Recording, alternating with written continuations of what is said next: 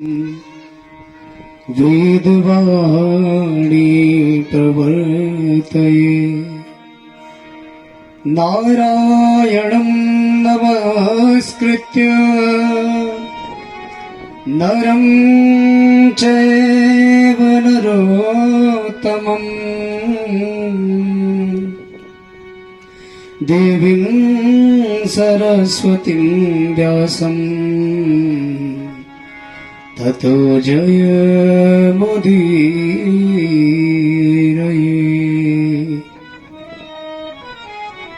ध्येयं सदा परिभवाग्नमभीष्टदोहम् तीर्थास्पदं शिवविरञ्चिनुतं शरण्यम् नृत्यार्तिहं प्रणतपालभवाब्धिपोतम् वन्दे महापुरुषते चरणारविन्दम्। स्वर्गी देवी शारदे ज्ञान के श्री गणेश तीन रूप भगवान के श्री ब्रह्मा विष्णु महेश। शारदे माता मेरी मेरे कंठ विराजो बीच सभा में आय के रखियो मेरी लाज। देवी भागवतं नाम पुराणं पुरुषोत्तमम् त्रैलोक्य जननी साक्षात् गीयते अत्र शाश्वती। भक्त भक्ति भगवंत गुरु चतुर्नाम वपु एक इनके पद वंदन किए ना सही विघ्न अने। इनके पद वंदन किए ना सही विघ्न अने। बोले गणेश जी भगवान की जय हो। बोले श्रीमद् देवी भागवत महापुराण की जय हो। बोले संसारी मैया की जय हो। बोले कोटेश्वर महादेव की जय हो। बोले सियावर रामचंद्र भगवान की जय हो। बोले हनुमान जी महाराज की। बोले तिगड़ेश्वर महादेव की जय हो। पराम्बा अकारण करुणा वरुणालया माँ जगत जननी इस सचराचर जगत का संचार करने वाली, इस जगत को प्रकट करने वाली, पालन तथा संहार करने वाली पराम्बा माँ संसारी देवी जगत जननी आप सबके अंतःकरण में विराजमान माँ शारदा सरस्वती को सी राममय सब जग जानी करहु प्रणाम जोरी जुग पानी। आप सबको मैं भगवान माँ उमा का, भगवान भोलेनाथ का स्वरूप, माँ जनक नंदिनी जानकी माँ भगवान रामचंद्र जी का स्वरूप जानकर इस व्यास गद्दी से सादर नमन करता हूँ। और आज की इस श्रीमद् देवी भागवत महापुराण नवाह ज्ञान यज्ञ की प्रथम दिवस की कथा में आप सभी का हार्दिक अभिनंदन और अभिवादन करता हूँ। आप सभी भक्तवृंद इतनी चिलचिलाती गर्मी में इस अमृत प्रदान करने वाली तरण तारिणी नहीं और भक्तों के मनोबल को वृद्ध करने वाली, मनोबल को बढ़ाने वाली, बल देने वाली तथा समस्त प्रकार के दुख और जंजालों से हम सबको दूर करने वाली कथा का रसपान करने इस मां संसारी मंदिर के प्रांगण में एकजुट हुए, एकत्रित हुए आप सबको मैं हृदय से नमन करता हूं और आप सबका धन्यवाद करता हूं। सर्वप्रथम मैं अपने माता पिता, गुरु देवता और इष्ट देवता के चरणों में नमन करके माता भगवती से यह आज्ञा चाहता हूं कि जो आज की यह कथा है, इस कथा में हम महात्मा का श्रवण पान करें, उससे पहले थोड़ा हम इस कथा के बारे में जानें और माँ का थोड़ा सा संकीर्तन करके हम आज की कथा में चलेंगे। और जो कोई भी मुझसे इस कथा को वाचन करने में त्रुटि हो, आप सभी लोग क्या है पृथ्वीराज समाना, आपके पास बहुत से कान है, सहस कान है, आप बहुत कानों से सुन रहे हैं और आप भूमिधर हैं। मैं केवल इस गद्दी पे चढ़ा हूं, मैं अकेला वाचन कर रहा हूं और मेरे पास 2 कान, 1 मुख और केवल 2 नेत्र इतने हैं, किंतु आप मेरे को अनेकों नेत्रों से, अनेकों कानों से श्रवण कर रहे हैं। मेरी अल्पज्ञता के कारण अगर मुझसे इस कथा के वाचन में कोई शब्द में अगर त्रुटि हो जाए, उसको अपना बालक समझकर, दास समझकर, अपना भक्त समझकर मुझे क्षमा करें और मेरे उन शब्दों को आप अन्यथा न लेके भगवान को उन शब्दों को अर्पण करके जो शब्द आपको सार्थक लगे उनको यहाँ से लेकर घर जाएं। इन्हीं कामनाओं के साथ इस श्रीमद् देवी भागवत महापुराण में हम प्रवेश करें, उससे पूर्व हम इस श्रीमद् देवी भागवत महापुराण के बारे में कुछ बातें जानना हमें आवश्यक ही है। उन बातों को हम जानेंगे। जो यह श्रीमद् देवी भागवत महापुराण है, यह पुराण आसक्ति से रहित और वैराग्य को देने वाला है। आसक्ति कैसी आसक्ति? जैसे मेरा परिवार, मेरा पुत्र, मेरा घर बार, ये एक सही है, किंतु मेरा ही पुत्र, मेरा ही परिवार, मेरा ही घर बार, ये अति आसक्ति। ऐसी आसक्ति को जो दूर करके सारी पृथ्वी को वसुधैव कुटुंबकम, एक परिवार की भांति समस्त संसार को देखना, यह जो भावना हमारे मन में प्रकट होती है वह क्या होती है? श्री देवी भागवत और संसारी माता की कृपा से प्रकट होती है। संसारी माता की कृपा प्रसाद से हमारे मन में ऐसा भाव प्रकट होता है। और इस देवी भागवत में प्रवेश करने से पूर्व हम जाने कि यह देवी भागवत में कितने स्कंध हैं और कितने श्लोकों से यह देवी भागवत सुसज्जित है। वेद व्यास जी महाराज ने इसको कितने श्लोकों में बनाया और इसके कितने स्कंध बनाए। 18,000 श्लोकों से संग्रथित यह श्रीमद् देवी भागवत महापुराण और 12 स्कंधों से यह सुसज्जित है। 12 स्कंधों में 18,000 पुराण वेद व्यास जी महाराज, सूत जी महाराज ने इसकी रचना करी।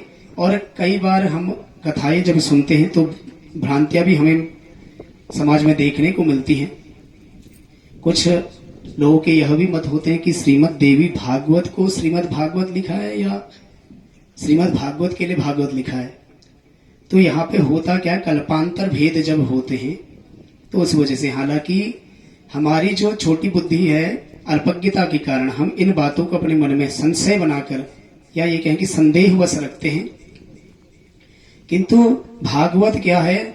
भगवान का जो हम भागवत या कथा महापुराण जिसको हम कहें, पुराण का मतलब होता है पुरा अपि नवम पुराण, जो सबसे प्राचीन होकर भी, सनातन वेद होकर भी हमारी नई से नई समस्या, कभी भी कोई समस्या है उसका समाधान दे सके, उसको पुराण कहा जाता है।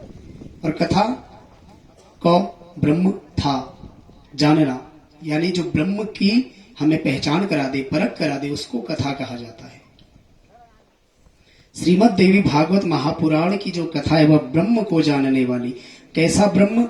जो इस सचराचर जगत को प्रकट करने वाला मातृ स्वरूप। क्योंकि जो हमारा प्रथम गुरु है, शास्त्रों ने भी और स्वयं माता ने भी कहा है, सर्वम खलविदम एवाहम नान्यदस्ति सनातनम, केवल जगत में मैं ही हूं और मेरे अतिरिक्त कुछ भी यहाँ सनातन सत्य नहीं है। इस सचराचर जगत को मैंने ही प्रकट किया, मैं ही इसका पालन करने वाली, मैं ही इसका संहार करने वाली आदि शक्ति पराम्बा जगदम्बिका संसारी माता हूँ। और मेरे ही द्वारा ब्रह्मा, विष्णु और भगवान रुद्र शंकर इस सृष्टि को रचते हैं, इसका पालन करते हैं और इस सृष्टि का संहार भी मेरी ही कृपा से, मेरे ही आशीर्वाद से त्रिदेव भी करते हैं। और जो यह देवी भागवत है, श्रीमद् देवी भागवत की सारी कथाओं और उपदेशों का केवल एक यही सार है कि हमें आसक्ति का त्याग कर वैराग्य की प्राप्ति हो। कैसा वैराग्य? ऐसा वैराग्य नहीं कि हम बाबा बन जाएं, घर बार छोड़ दें। वैराग्य ऐसा जो सब कल्याणार्थ हो। जैसे हमारे इस पाटकोट गांव के आपके बीच के श्रीमान राम सिंह नेगी जी ने चाहा, इससे पहले गत कुछ दिवस पूर्व तिगड़ेश्वर महादेव मंदिर में श्री शिव महापुराण कथा का आपने श्रवणपान करा। प्रथम दिन की कथा प्रारंभ होने से पहले ही उनके मन में एक बिल्कुल भगवान की कथा के लिए ऐसी गंगा बह रही थी कि कब भगवान की कथा का दिन हम सुनिश्चित कर सके। प्रथम दिन से ही उन्होंने कह दिया था कि हमें कथा करानी है, कैसे होगा, क्या होगा। और तिगड़ेश्वर भगवान की कृपा हुई, माता संसारी की कृपा हुई। अगले दिन कथा का जो आज की दिनांक है 13 जून, आपको कथा का शुभ संदेश भी अगले दिन ही प्राप्त हो गया होगा या अगले दिन 2-3 दिन में मिला होगा। किंतु तिगड़ेश्वर महादेव की कृपा से और माता संसारी के आशीर्वाद से अगले दिन ही हमारी इस कथा का दिवस, शुभारंभ दिवस घोषित हो चुका था। और केवल कथा ही नहीं, हर क्षेत्र में, चाहे हम तिगड़ेश्वर महादेव में जलपान की व्यवस्था से देखें, भंडारे से देखें। यद्यपि बहुत से लोग हैं, मैं नाम तो सबके नहीं ले पाऊंगा होने को, क्योंकि होता क्या है, अगर मैं एक का नाम लूंगा दूसरे का नहीं लूंगा तो मेरे लिए भी दोष वाली बात हो जाएगी। और सब लोग ये भी सोचेंगे कि मेरा नाम नहीं लिया व्यास जी ने, उनका नाम लिया, ऐसा क्या था। यद्यपि मेरे लिए आप सभी बराबर हैं, सभी समान है। सामान्य है, मैं आपके लिए एक बालक तुल्य हूँ, हमेशा बालक ही रहूंगा। आपके बीच का ही मैं एक सदस्य हूँ, मैं हमेशा आपके लिए वही रहूंगा। और आप मेरे लिए जो हैं, ज्येष्ठ कनिष्ठ, आप मेरे लिए वही रहेंगे। मेरे भाई हैं तो भाई, मेरी दीदी है तो दीदी, मेरी माता है तो माता, मेरे चचा ताऊ, जो भी आपसे मेरे संबंध है वह संबंध मेरे वही रहेंगे। फिर भी भगवान का जो कार्य होता है, उस कार्य में जो दक्षता, जो आगे बढ़ चढ़कर भाग लेते हैं, उनका नाम लेने से एक समाज में प्रेरणा जाती है कि हम भी ऐसा कार्य कर सकते हैं। और साथ में राम सिंह नेगी जी के और भी एक, शायद अनिल उनका नाम है, मैं नाम भूला, लक्ष्मण ऐसा कुछ नाम है, अभी वार्तालाप भी उनकी चल रही है। ये भी बहुत भक्ति भाव से, साथ में ये भी थे नेगी जी के, और ललित उनका नाम है। और क्या उनका भाव है, क्या भक्ति करते हैं वो, निस्वार्थ जिसको कहते हैं। जो काम अगर आप कह देंगे तो निश्चित ही वो ललित जी करके देते हैं। यह एक अतिशयोक्ति नहीं, उनके गुणों की प्रशंसा है। और साथ में आप सभी मातृशक्ति, जैसे आपने सुबह यहाँ पे कलश यात्रा में चिलचिलाती धूप में, रेतीली मिट्टी, बिल्कुल गर्म, नीचे पांव जल रहे थे, फिर भी आपने बिल्कुल भक्ति भाव से पुराण को भी मस्तक में धारण करा था। हमारी मुख्य यजमान जी ने, आप सभी ने उस यात्रा का आनंद लिया। और साथ में कलश, उस चिलचिलाती गर्मी में, मिट्टी में भी आप चले भक्ति भाव से। माता संसारी आप सभी का कल्याण करे। और आप सबके अंतःकरण में बैठी हुई उस माँ संसारी को मैं पुनः प्रणाम करता हूँ।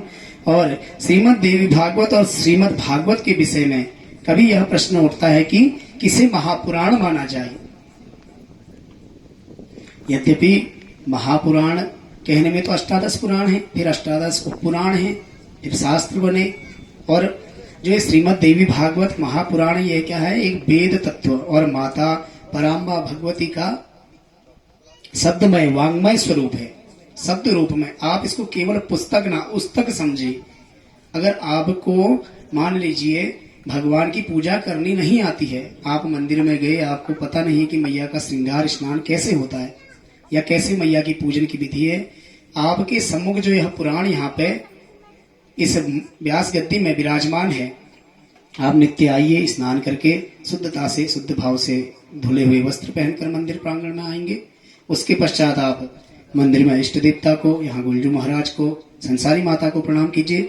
उसके पश्चात व्यास मंडप के सम्मुख आके इस साक्षात पराम्बा माँ भगवती के वांग्मय स्वरूप, यहाँ पे मैया क्या है, वाणी शब्द रूप में विराजमान है, इनको नमन कीजिए। अपनी सारी व्यथा, क्या कथा जो भी आपको कहनी है, इनसे कहिए। माता भगवती को प्रणाम करके अपने मन में चाहे आप उस बात को बताइए, चाहे बोल के बताइए, तो अवश्य में वो, मेरा ऐसा विश्वास है कि आपकी वह मनोकामना हो, चाहे आपका वो कोई दुख हो, अवश्य ही वह दूर करेगी माता भगवती अपनी कृपा से। बोले संसारी माता की। और कल्प भेद तथा कथा भेद के अनुसार क्या होता है, कल्प जब अलग हमारे युग होते हैं, जैसे 71 बार सत्युग, त्रेता, द्वापर, कलयुग आता है, तो कहा जाता है कि सृष्टि क्या होती है, जलमग्न हो जाती है। तो कल्प भेद के अनुसार और देश काल अवस्था का भेद होने से दोनों ही पुराणों का अपना अपना महत्व है, अपना अपना दर्शन है। दोनों पुराण, हम ये नहीं कह सकते कि देवी भागवत महापुराण है, लेकिन श्रीमद् भागवत महापुराण नहीं है। दोनों का कल्प भेद होने से, कल्प भेद होने के कारण दोनों अपने आप में बहुत विशेष महत्व रखते हैं और दोनों महापुराणों की श्रेणी में आते हैं। साथ ही श्रीमद् देवी भागवत का संबंध जो है वो सारस्वत कल्प से है, और जो भगवान कृष्ण की कथा श्रीमद् भागवत महापुराण की हम कथा सुनते हैं, उसका पाद्म कल्प से संबंध है। और दोनों जो पुराण है वह महापुराण की ही श्रेणी में आते हैं। साथ में श्रीमद् देवी भागवत महापुराण को हम आज सुनेंगे, और महात्म्य को सुनने से पूर्व हम अपनी मन और वाणी को पवित्र करते हैं, माता के चरणों में लगाएं। हे माता, आज की यह जो महात्म्य की कथा होगी, इसको हम अपना मन भटकाए बिना अपने इस शरीर को यहाँ रखते हुए मन को भी यहाँ रख के सुन सकें, श्रवण पान कर सकें और कथा का आनंद लाभ उठा सकें, ऐसी हमारे ऊपर है जगत जननी माँ पराम्बा भगवती संसारी माता, आप कृपा करना। तो एक बार सभी ने जयकार लगाते हैं, कहना है बोले जगत जननी संसारी मैया की जय दुर्गे, जय दुर्गे, दुर्गति नासिनी जय दुर्गे, जय दुर्गे, जय दुर्गे, दुर्गति नासिनी जय दुर्गे, जय दुर्गे, जय दुर्गे, दुर्गति नासिनी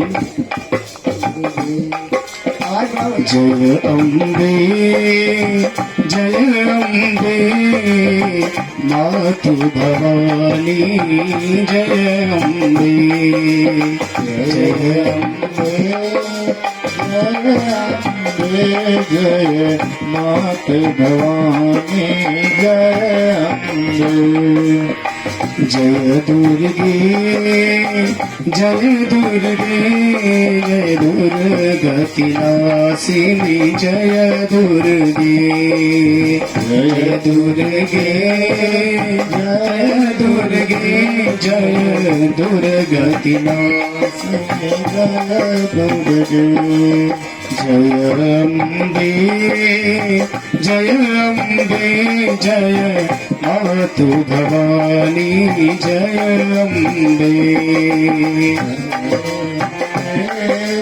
जय अम्बे, जय मातु भवानी जय अम्बे, दुर्गति नासिनी दुर्गे जय जय, दुर्गति नासिनी दुर्गे जय जय, दुर्गति नासिनी दुर्गे जय जय, दुर्गति नासिनी दुर्गे जय जय, काल विनाशिनी काली जय जय, काल विनाशिनी काली जय जय, जय काली, जय काली, जय काल विनाशिनी जय काली, जय काली, जय काली, जय काल विनाशिनी जय काली, जय काली, जय काली, जय काल विनाशिनी जय काली, जय काली, जय काली, जय काल विनाशिनी जय काली, जय दुर्गे, जय दुर्गे जय दुर्गति नाशिनी जय दुर्गे जय दुर्गे जय दुर्गे जय दुर्गति नाशिनी जय दुर्गे ओ जय अम्बे जय अम्बे जय मातु भवानी जय अम्बे जय अम्बे जय मातु भवानी जय मातु भवानी जय अम्बे जय मातु भवानी जय अम्बे बोले जगज्जननी संसारी मैया की जय हो। देवी भागवतं नाम पुराणं परमोत्तमम् त्रैलोक्यजननी साक्षात् गीयते अत्र सरस्वती श्रीमद्भागवतं यस्तु पठित्वा शृणुयादपि श्लोकार्धं श्लोकपादं वा स याति परमां गतिम् पूजितं यद्गृहे नित्यम् श्रीभागवत पुस्तकम् तद्गृहं तीर्थभूतं हि वसता पापनाशकम्। आइए आज की इस महात्म्य कथा का हम श्रवण करें। उससे पूर्व देखिए जिस स्थान में हम बैठे हैं यह देवी कैसी है और कहाँ इसका स्थान है, कैसा इसका स्थान है। पहले तो हमें जाने कि हम आए कौन से स्थान में और हमें यहाँ पे आके करना क्या चाहिए।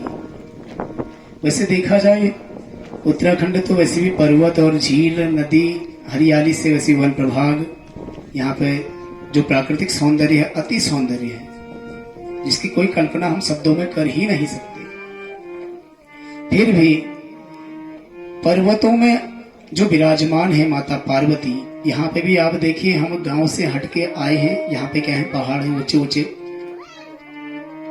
तो जो पर्वतों की पुत्री है, इसलिए पर्वतों की पुत्री होने के कारण माता पार्वती का नाम पार्वती पड़ा, क्योंकि हिमालय हिमवान की पुत्री थी। हिमवान कौन थे? पर्वत थे। इसलिए माता पार्वती को पार्वती नाम दिया गया पर्वत पुत्री होने से। और साथ में जो ये माता है हमारी संसारी माता, संसारी माता का आप लोग शब्द जो मतलब बोलते हैं, आप लोग जानते हैं संसारी क्यों मतलब माता का नाम है? जो सारे संसार को समदृष्टि से चलाती है, समदृष्टि से देखती है, कोई बड़ा नहीं कोई छोटा नहीं, किसी से जाति का भेद नहीं करना, किसी से रंग का गोरा काले का भेद नहीं करना। इसीलिए संसारी, सारा संसार जिसका अपना है, सब जिसके अपने हैं। और एक बात मैं कहूंगा, हालांकि कहना नहीं चाहिए, किंतु अगर हम नहीं कहेंगे तो हमारे जो आप अपने लोग हैं सभी अपने हैं, कोई ऐसा विशेष व्यक्ति नहीं। ये क्या है, मैया का कार्य है। और हालांकि राम सिंह नेगी जी इसके मुख्य हैं, कोई दिक्कत नहीं है। उन्होंने यहाँ पे भगवान का कार्य कराने के लिए कहा कि आगे मैं रहूंगा, एक कदम अगर मैं आगे बढ़ाऊंगा तो मेरे जो सगे संबंधी है, मेरे जो गांव वाले, जो मेरे इष्ट मित्र हैं, वो भी 10 कदम मेरे पीछे आएंगे। इस कामना से उन्होंने सर्वे भवन्तु सुखिनः, सबका कल्याण हो, इस कामना से इस यज्ञ का यहाँ पे शुभारंभ करवाया है। कुछ लोगों का ये भी मानना है कि हमें व्यक्तिगत निमंत्रण नहीं आया या हमसे कहा नहीं, तो इस व्यास गद्दी से मैं आप सभी को आमंत्रित करता हूं। अपनी तरफ से भी, अपनी जो ब्राह्मण विद्वत मंडली है उनकी तरफ से भी, श्रीमान नेगी जी की तरफ से भी, आप समस्त ग्राम वासियों की तरफ से आपको आमंत्रित करता हूं। तो आप सभी ने अधिक से अधिक संख्या में इस कथा का श्रवण पान करने आना है और साथ में अपने जो सगे संबंधी उनको भी लाना है, क्योंकि कथा ऐसी चीज है, आपने सुनी अगले को सुनाई, आपने सुना आपका कल्याण हुआ, अगले ने सुनी उसका कल्याण हुआ। ठीक है, आपने सुन ली, उन्होंने सुन ली, उनका कल्याण हो गया। अब किंतु जो आपके पुण्य हैं, कभी होता क्या है, दूसरे के दुख से हमें भी दुख मिल जाता है, कभी दूसरे के पुण्य कर्मों से, सुखों से हमें भी सुख मिल जाता है। तो इसीलिए सदाचार सत्कर्म निरंतर करते रहने चाहिए, ताकि जब हमारा समय खराब आए, कहें कि जिस समय हमारी दुख की घड़ी आए उस समय हमारे सत्कर्म हमारे साथ खड़े होकर डट कर हमें बिल्कुल एक ढाल बनकर सहारा दे सके, और समस्त संसार को समदृष्टि से देखने के कारण ही इस माता का नाम संसारी माता है, क्योंकि इसके लिए सारे एक समान है, सब संतान है। और एक बात आपने देखी होगी, माता पिता, यद्यपि मैं कोई निंदा नहीं कर रहा हूं, आपने देखा होगा माता का जो वात्सल्य भाव, प्रेम भाव होता है, कोई छोटा बच्चा होता है ना, आपने देखा होगा छोटा बच्चा जैसे मिट्टी में खेलता है या कभी गिर जाता है, चोट लग जाती है, तो पिताजी अगर ऊपर हैं, रूम में 2 मंजिले में हैं, तो पिताजी क्या कहते हैं, आजा बेटा आजा, तुझे थोड़ा सा दवाई लगा दूंगा। पिताजी का जो भाव है, हालांकि प्रेम है, वो मतलब कोई डांटना नहीं है, वो भी एक प्रेम है, किंतु माता का हृदय देखिए कितना कोमल और कितना वात्सल्य माता के हृदय में होता है। माता अगर देखे अपने पुत्र को ऐसा हुआ, तो माता ये नहीं कहती कि आजा बेटा इधर आ, खुद अपना दवाई लेके नीचे दौड़ जाती है। इतनी दयालु, इतनी ममतामयी होती है माता। तो इसीलिए माता को प्रथम कहा गया है, शास्त्रों ने भी, पुराणों ने भी, वेदों ने भी, कैसे, मातृदेवो भव, फिर पितृदेवो भव, गुरुदेवो भव, फिर देवता का नंबर माता पिता गुरु देवता।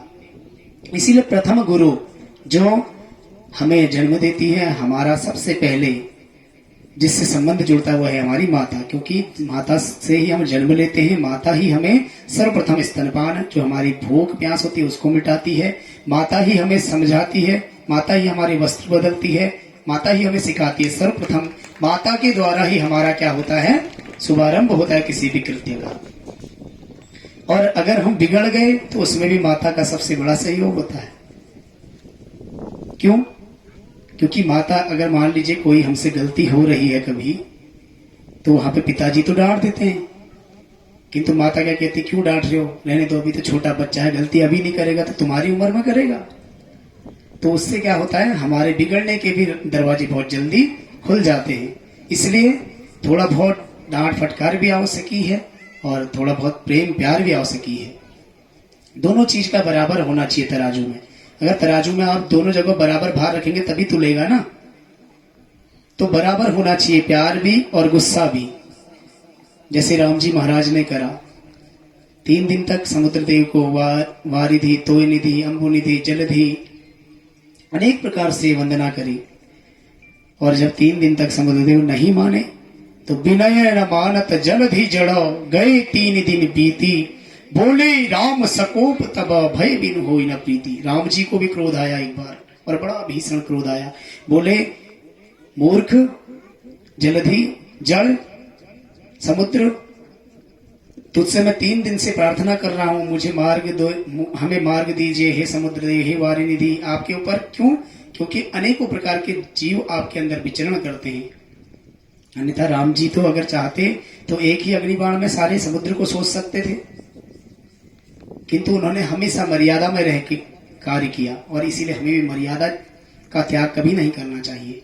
और हमारी जो आज सुबह की कलश यात्रा निकली, वो भी भगवान मर्यादा पुरुषोत्तम रामचंद्र जी महाराज के द्वार से हमारे वहां गंगा जल आया है। आप ये समझिए कि गंगा यमुना के साथ सरयू माता भी हमारे घर, हमारे इस मंदिर प्रांगण में आई है। और इस देवी भागवत नाम का बहुत बड़ा महत्व है। इस देवी भागवत महापुराण को अष्टादश पुराणों में 5वें पुराण के रूप में जाना जाता है। कौन से नंबर में आता है यह भागवत महापुराण? 5वें नंबर में। और जिसमें तीनों लोगों की जननी साक्षात मां पराम्बा संसारी माता की महिमा गाई गई है। और महात्म्य से आप क्या समझते हैं?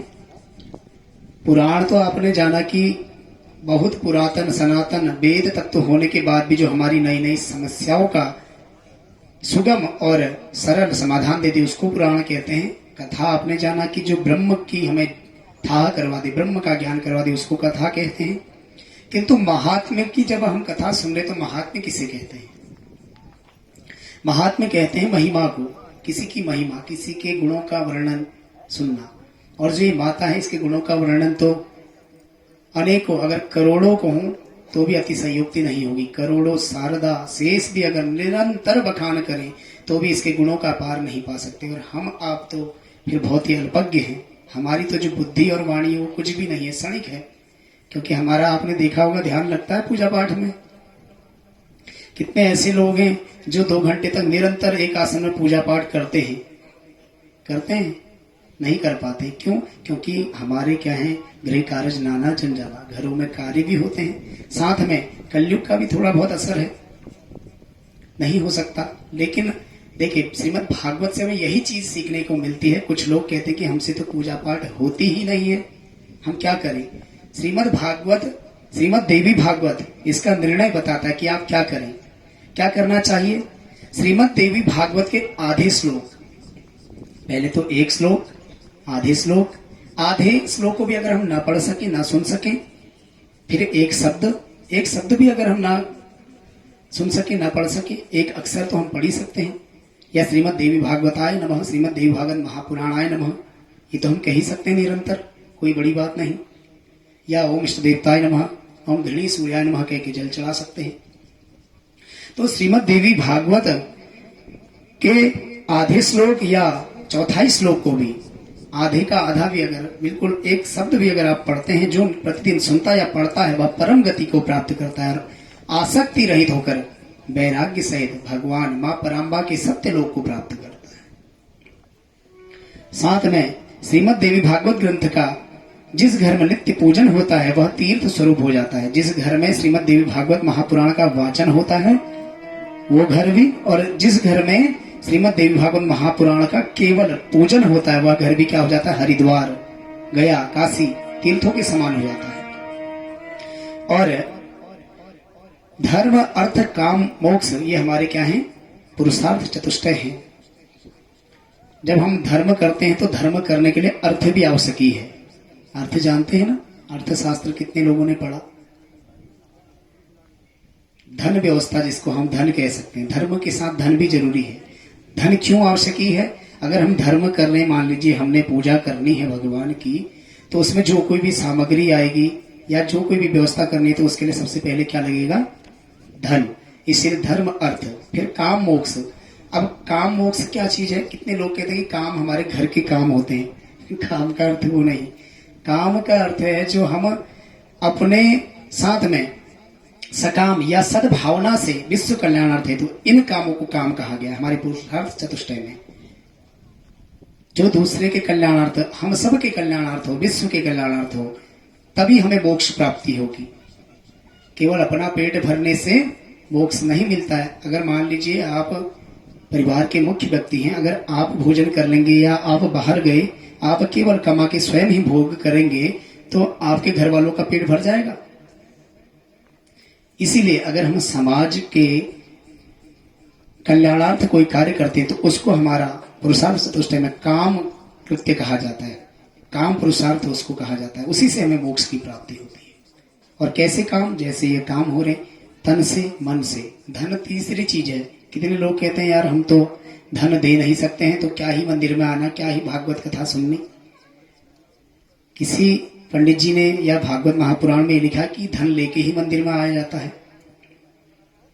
तन और मन से कोई सेवा नहीं करनी चाहिए, ऐसा किसी ने कहा।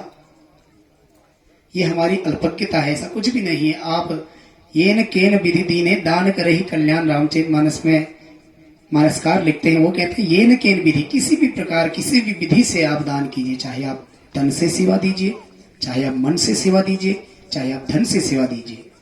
तो सेवा सेवा होती है और सेवा हमेशा दान किसी भी प्रकार का हो वह कल्याण ही करता है। साथ में मनुष्य को इस पुराण का सदा पठन एवं श्रवण करना चाहिए। और जब तक मनुष्य श्रीमद् देवी भागवत का सम्यक रूप से श्रवण नहीं कर लेते, मनुष्यों के लिए पाप रूपी अरण्य, अरण्य मतलब जंगल, पाप रूपी जो यह जंगल है, जो महाव्याल है, व्याघ्र, कौन है महाव्याग? कहते हैं ना, दो चीज हमेशा मतलब असत्य हैं, अकाट्य हैं। दो चीज क्या सत्य हैं? एक जन्म, दूसरा मृत्यु। जो हम जन्म लेते हैं, जन्म से ही हमारी मृत्यु भी निर्धारित हमारे साथ में आ जाती है। हम सोचते हैं कि हम नहीं मरेंगे या हम जीवित ही रहेंगे। यद्यपि अगर मैं आपसे पूछूं, आप कहेंगे कैसा प्रश्न कर दिया, आप मरेंगे या नहीं? हाँ या ना? हाँ या ना? अब कैसे? ये शरीर है ना, मरता कौन है? शरीर। मान लीजिए अगर हमारा इस शरीर से प्राण निकल गया, प्राण तो चले गया, बचा क्या? आप क्या कहते हो? मैं हूं कहते हो? अगर ये आपका हाथ है, क्या कहते हो? अगर ये हाथ है, कैसे कहेंगे आप? आप कहेंगे ना कि मेरा हाथ है, मैं हूं नहीं कहोगे। तो ये मैं हूं ही नहीं, हम कभी नहीं मरते, क्योंकि ये शरीर मरता है। जैसे हमारा कोई पुराना कपड़ा हो जाता है, फट जाता है, मैला हो जाता है, हम उसको बदल देते हैं, किसी को दे देते हैं या फिर फेंक देते हैं। वैसे ही जब ये आत्मा इस शरीर को पूरा भोग कर लेती है, शरीर में जब अपना पूरा आनंद, अपना पूरा जीवन, जितना समय काल होता है इस शरीर का, पूर्ण अवधि अपनी व्यतीत कर लेती है, उसके बाद दूसरे शरीर को, दूसरे कपड़े को बदलती है। हम नहीं मरते, क्योंकि हम क्या है? अंदर जो परमात्मा पर ब्रह्म बैठा हुआ है। यह शरीर क्या है? उसका वस्त्र है। आपने देखा होगा जो नागा साधु जो होते हैं हमारे यहाँ, वो कभी भी वस्त्र पहनते नहीं है। आपने देखा होगा हरिद्वार आदि तीर्थों में उनको दिगंबर कहा जाता है। उनकी क्या है? दिशाई ही अंबर है। अंबर का अर्थ होता है वस्त्र, अंबर का अर्थ होता है आकाश, इसलिए उनको दिगंबर भी कहा जाता है। तो ये जो हमारा शरीर है, कितने लोग कहते हैं कि ये तो नग्न वेश साधु है। और शिव जी के लिए भी कथा आती है, शिव पुराण में आपने सुना होगा, नारद जी ने 11 अवगुण गिनाए थे। अमंगल, जटिल, नग्न, ये तो बिल्कुल जटिल हैं, समझ में ही नहीं आते, बहुत कठिन है। और अमंगल हैं, इनका वेश कैसा है? गले में मुंड की माला, सांपों की माला, बिच्छू, कानों में कुंडल बिच्छू के। लेकिन फिर भी जो कल्याण करने वाले हैं, जो सारे संसार को पालन करने वाले, वैसे ही उनकी ही आदि शक्ति अर्धांगिनी मां पराम्बा भगवती। और महर्षि व्यास ने राजा जन्मेजय से कहा, महादेवी का यह परम अद्भुत पुराण सुनकर मनुष्य कृत्य हो जाता है। कह रहे हैं जो इस पुराण को सुन लेता है उसके सारे मनोरथ सिद्ध हो जाते हैं और सारे कर्म उसके सिद्ध हो जाते हैं। कोई भी काम अगर आप करेंगे भगवान का नाम लेकर, तो उससे क्या होगा? आपके घरों में जागृति आएगी। आपने अपने घर में कोई भी कार्य कराया तो आप सबसे पहले पूजन कराते हैं, ब्राह्मण देवता को आप बुलाते हो, सबसे पहले स्वस्ति वाचन आपके घर में होता है। और देखिए, पुराण भी कहता है, शास्त्र भी कहता है, सबसे पहले जब ब्राह्मण भी आते हैं वो मंत्र आपके घरों में करते, तो आपने सुना होगा, भद्रम कर्णेभिः शृणुयाम देवा भद्रम पश्येमाक्षभृजजत्राः। क्या कहा जाता है ब्राह्मण देवताओं के द्वारा? जो हमारे यजमान परिवार हैं उनके कर्ण शुद्ध हों, उनके कर्ण भगवान की कथा सुन सके, उनके जो नेत्र हैं वो भगवान की कथा का या भगवान की प्रसाद व्यवस्था, जो कोई भी भगवान के लिए कृत्य हो रहा है, क्योंकि हमारा सबसे ज्यादा प्रभाव कहां से पड़ता है?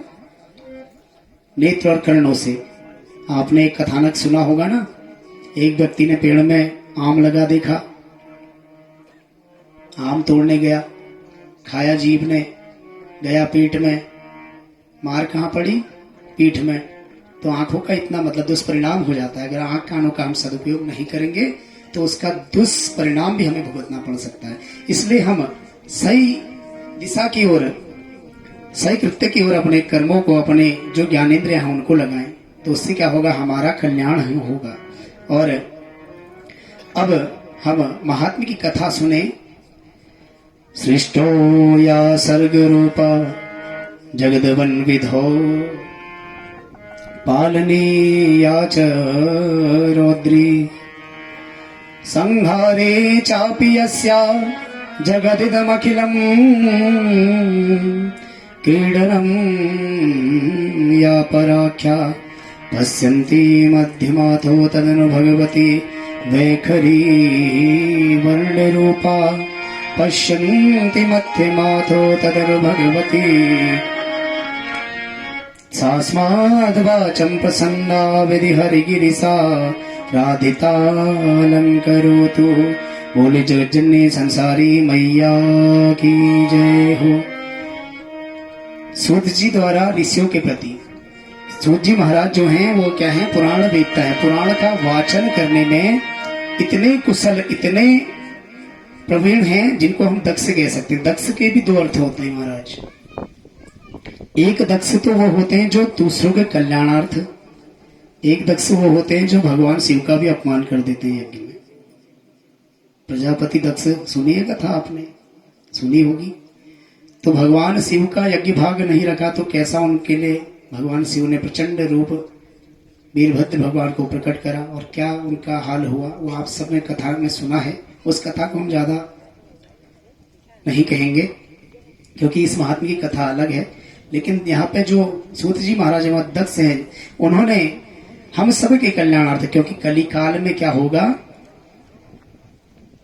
जो हमारे कृत्य हैं जैसे यज्ञ, जप, दान आदि, ये क्या हो जाएंगे, न्यून हो जाएंगे, बिल्कुल खत्म हो जाएंगे। आज के अगर दिन में हम देखें तो क्या हो चुका है, हमारा कृत्य केवल सेल्फी, वीडियो, फोटो अपलोड करने तक रह गया है। मैं असत्य कह रहा हूं या सत्य? आपने देखा होगा पूजा तो होती है या नहीं होती है, लेकिन सेल्फियां जरूर होती है, फोटो जरूर होती है, चाहे पूजा हो या ना हो। ये कृत्य जरूर आजकल चल चुका है, एक ट्रेंड है, अच्छी बात है। किंतु हमें वो भी करना चाहिए जिस कर्म के लिए हमने इस कार्य की यहाँ पे एक रूप रेखा बनाई हुई है। भगवान का पूजन सर्वोपरि है। फोटो हम बाद में भी ले सकते हैं, पूजन बाद में नहीं हो सकता है। पूजन का एक समय होता है, निर्धारित समय में। मान लीजिए आपकी दवाई का टाइम है सुबह 9 बजे, अगर आप दिन में 12 बजे खाएंगे तो आपका स्वास्थ्य गड़बड़ होगा ना। तो भगवान का भी एक समय है पूजन का। अगर आप सुबह शाम यथा समय पूजन करेंगे तो ही आपका कल्याण होगा, तो ही वह आपकी जो पूजा है वह स्वीकार की जाएगी। और जगत के सृष्टि कार्य में जो उत्पत्ति रूपा, रक्षा कार्य में जो पालन शक्ति स्वरूपा, संहार कार्य में जो रौद्र रूपा है, जगत की जो संरचना करने में क्या है, भगवान ब्रह्मा स्वरूप और भगवान विष्णु स्वरूप होकर जगत का पालन करने वाली, और भगवान रुद्र शंकर का स्वरूप होकर जो जगत का संहार करने वाली पराम्बा मां भगवती का संपूर्ण क्रीड़ा स्वरूप यह जगत है। कह रहे हैं व्यास जी, सूत जी महाराज कह रहे हैं जो यह जगत है यह क्या है, माता भगवती का एक क्रीड़ा स्वरूप है। क्रीड़ा स्वरूप कैसे, आपने क्रीड़ा करी होगी, आपने कैरम या जैसे ये कहें कि आपका चेस जिसको हमारे यहाँ बोल देते हैं, कैरम में तो फिर भी सारी गोट और क्वीन एक अलग होती है, 10-20 ऐसे हमारे यहाँ कहा जाता है। लेकिन चेस में क्या होता है, राजा, वजीर और रानी, इस प्रकार से उनको पद दिए जाते हैं। उसने कहा राजा ऐसा करता है और क्या बोलते घोड़ा ऐसा करता है। कब तक, जब तक वह क्या है, हमने चेस खेल रहे, जब तक वह बाहर है। फिर क्या होता है, लास्ट में जैसे गेम खेल लिया, हमारा जो क्रीड़ा का समय था वो हो चुका पूर्ण, उसके बाद क्या करते हैं, सारे उठाते हैं एक ही डब्बे में, बॉक्स में पैक करके बंद करके रख देते हैं। तो ये मैया का जो संसार है, जिस संसार में हम रह रहे हैं, संसारी माता का हम क्या है, खिलौने मात्र हैं। तो ये मैया क्या करती है, जब जिससे मर्जी आती है थोड़ा बहुत हमें हंसा देती है, थोड़ा बहुत हमें रुला देती है, खेल लिया करती है हमारे साथ। और जब मन करता है कि हाँ अब खेल पूर्ण हो गया तो अब इसको छोड़ दो, तो दूसरे के साथ खेलने लग जाती है। क्योंकि होता क्या है, देखिए सब दिन ना होत समाना का जो कथन है, हम लोगों का जो जीवन है, आपने देखा होगा सदैव हम एक ही जैसे नहीं रहते। कभी हमारे जीवन में दुख आता है, कभी सुख आता है। क्यों? क्योंकि मैया की जो लीला है, और दुख भी उन्हीं के पास आता है जो परम भक्त होते हैं, परम भागवत जिनको कहते हैं। एक चीज और बताऊं आपको, जो श्रीमद् भागवत है उसको तो जो वैष्णव हैं, जो भगवान विष्णु के भक्त हैं, वो श्रीमद् भागवत करके या वैष्णव पुराण करके भी जानते हैं। लेकिन जो यह शक्ति, यह पराम्बा मां भगवती का श्रीमद् देवी भागवत महापुराण है, इसको 7 ग्रंथ 7 पुराण के नाम से भी शक्ति के भक्त बताते हैं। इसको श्रीमद् देवी भागवत कहें या 7 ग्रंथ 7 पुराण भी हम इसको कह सकते हैं। और बिना शक्ति के कोई भी कृत्य संभव नहीं है। आपने कभी भी किसी देवता की अगर जयकार लगाई होगी, जैसे आप राम भगवान का जयकार लगाते हैं तो आप शुरू में क्या कहते हैं? बोल सियावर रामचंद्र भगवान की जय। शक्ति, पहले माता का नाम, माता क्या है? शक्ति स्वरूपा है। बोले राधा कृष्ण भगवान की जय। तो शक्ति के बिना किसी का भी कोई भी कार्य संभव नहीं होता, इसीलिए शक्ति सर्वोपरि है। और बद्रिकाश्रम निवासी प्रसिद्ध ऋषि श्री नारायण तथा नरों में श्रेष्ठ श्री नर भगवती सरस्वती और महर्षि वेद व्यास को प्रणाम करने के पश्चात ही जय इतिहास पुराण आदि सदग्रंथों का पाठ प्रवचन करना चाहिए। कह रहे हैं जैसे हमारे विद्वत मंडली है, सुबह से हमारे आचार्य जी हैं और उनके साथ में मूल पाठ करता ब्राह्मण श्रीमान आचार्य पद पे जो हैं श्रीमान राजेश पांडे जी, और अभी जो गत दिवस श्री शिव महापुराण की कथा आपने सुनी थी, उन्हीं के मुखारबिंद से आपको पवित्र कथा का लाभ श्रवण करने को मिला था। और उनके साथ में मूल पाठ आचार्य का कार्य हमारे श्रीमान दीपक जोशी जी, जो मूल निवास लोहाघाट के रहने वाले हैं, वर्तमान में भी हमारे इस क्षेत्र में आए हुए हैं। और उनके साथ में ब्रह्मा का जो यहाँ पर कार्य कर रहे हैं श्रीमान दीपक जोशी जी, जो मूल निवासी पिथौरागढ़ के और वर्तमान में हल्द्वानी में रहते हैं।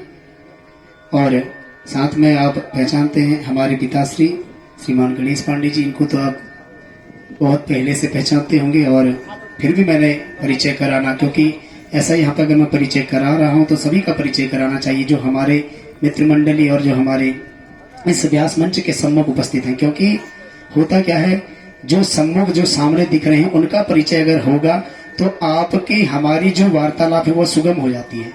मान लीजिए कोई बात, कोई प्रश्न अगर आपको करना है या कोई संदेह या संशय कहीं पे कुछ हो रहा है तो आप आदान प्रदान हमसे जान सकते हैं या हम आपसे जान सकते हैं। इसीलिए परिचय होना अति आवश्यक ही है। और साथ में हमारे हल्द्वानी से आए हुए कमल सनवाल जी और उनके बालक भी हमारे साथ इधर तबले में बैठे हुए मानस सनवाल जी, ये हमारे हर कार्य में, और ये कहें कि पारिवारिक कार्य तो है ही है, हमारी कोई भी अगर क्रियाकलाप, कोई भी अगर मान लीजिए कोई भी बात इनको पता चलती कि वहाँ कार्यक्रम है तो अपना सारा कार्य छोड़ के आ जाते हैं। भगवान के इतने रसिक हैं, अपना खुद का मेडिकल शॉप है, और ऐसा भी नहीं कि रिटेल का हो, रिटेल भी है, दोनों है, अब तो होलसेल का भी कार्य है। विश्वास ये चीज है, श्रद्धा और विश्वास। कथा में हम जानते हैं कि सबसे पहले श्रद्धा होनी चाहिए किसी कार्य के लिए, उसके पश्चात विश्वास। और हमारे बीच में आए हुए हमारे बड़े भाई श्रीमान संजय लोहनी जी हमारे बड़े भाई हैं, और यह एक कुशल कथा वक्ता। मैं तो इनके सामने कुछ भी नहीं हूँ, मैं इस व्यास गद्दी से अपनी निंदा नहीं किंतु उनके गुणों का बखान यहाँ पे कर रहा हूँ। और हल्द्वानी में वर्तमान में निवास स्थान है हमारे बड़े भैया का, और यहीं पे आपके गांव में तो उनका ससुराल पक्ष से आप सब बड़ी बात शायद अवगत होंगे, उनको जानते होंगे। मैं उनका भी हार्दिक अभिनंदन आभार प्रकट करता हूँ इस व्यास गद्दी से। एक बार आप सब भी उनका आभार प्रकट कीजिए, उनका हार्दिक स्वागत कीजिए, क्योंकि कोई भी विद्वान अगर हमारे बीच में आते हैं तो उनका हमें आदर सत्कार करना चाहिए, उनको यथास्थान बैठाना चाहिए, जलपान की व्यवस्था करानी चाहिए।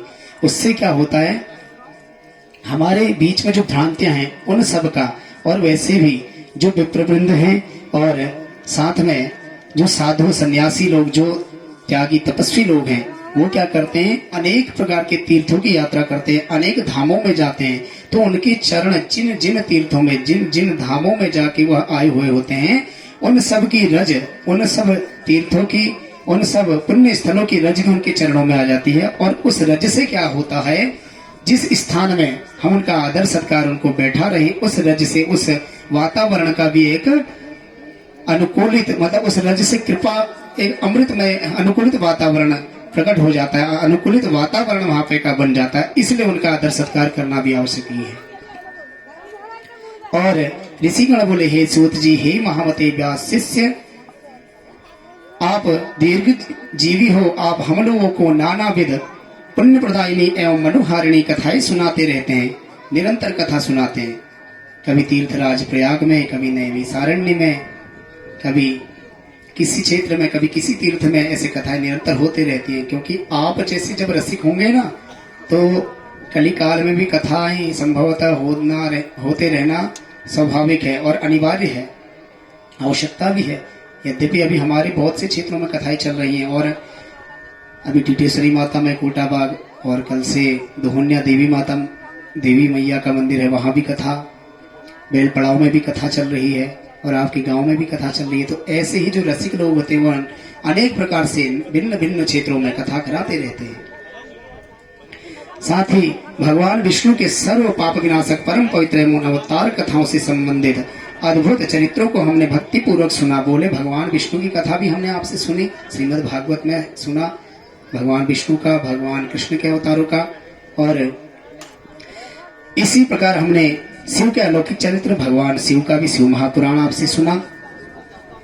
और भस्म रुद्राक्ष ऐतिहासिक, जो भस्म क्यों धारण करना चाहिए, रुद्राक्ष क्यों धारण करना चाहिए। कई भ्रांतियां भी हमारे समाज में होती कि भस्म महिलाओं को नहीं लगाना चाहिए, या पुरुषों को ऐसे नहीं करना चाहिए, या शिवलिंग को घर में स्थापित नहीं करना चाहिए।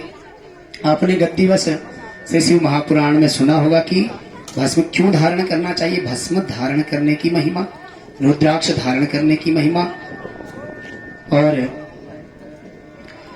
ऐतिहासिक महात्म्य का श्रवण आपके मुखारबिंद से किया।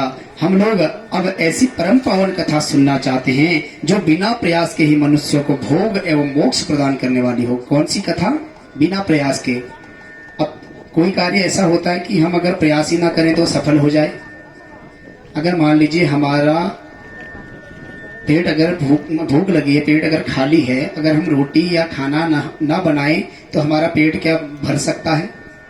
बिना प्रयास किए जो कल्याण कर दे, ऐसी कोई कथा जब ऋषि मुनियों ने कहा सुनाने को, तो सूत जी महाभाग बोले, हे ऋषियों, आप लोगों ने लोक कल्याण की, विश्व कल्याण की, जैसे सर्वे भवन्तु सुखिनः, इस कामना से आपने यहाँ पे कथा कराई है। इसी कामना से उन्हें सौनकादि ऋषि मुनियों ने भी सूत जी महाराज से कथा सुनने की जिज्ञासा करी। और मैं आप सभी के लिए समस्त शास्त्रों का जो सार है, बोले जो समस्त शास्त्र और वेद तत्व है, वेद तत्व है यह जो देवी भागवत है, इसको आप केवल पुस्तक ना समझे, इसको आप पुस्तक समझे।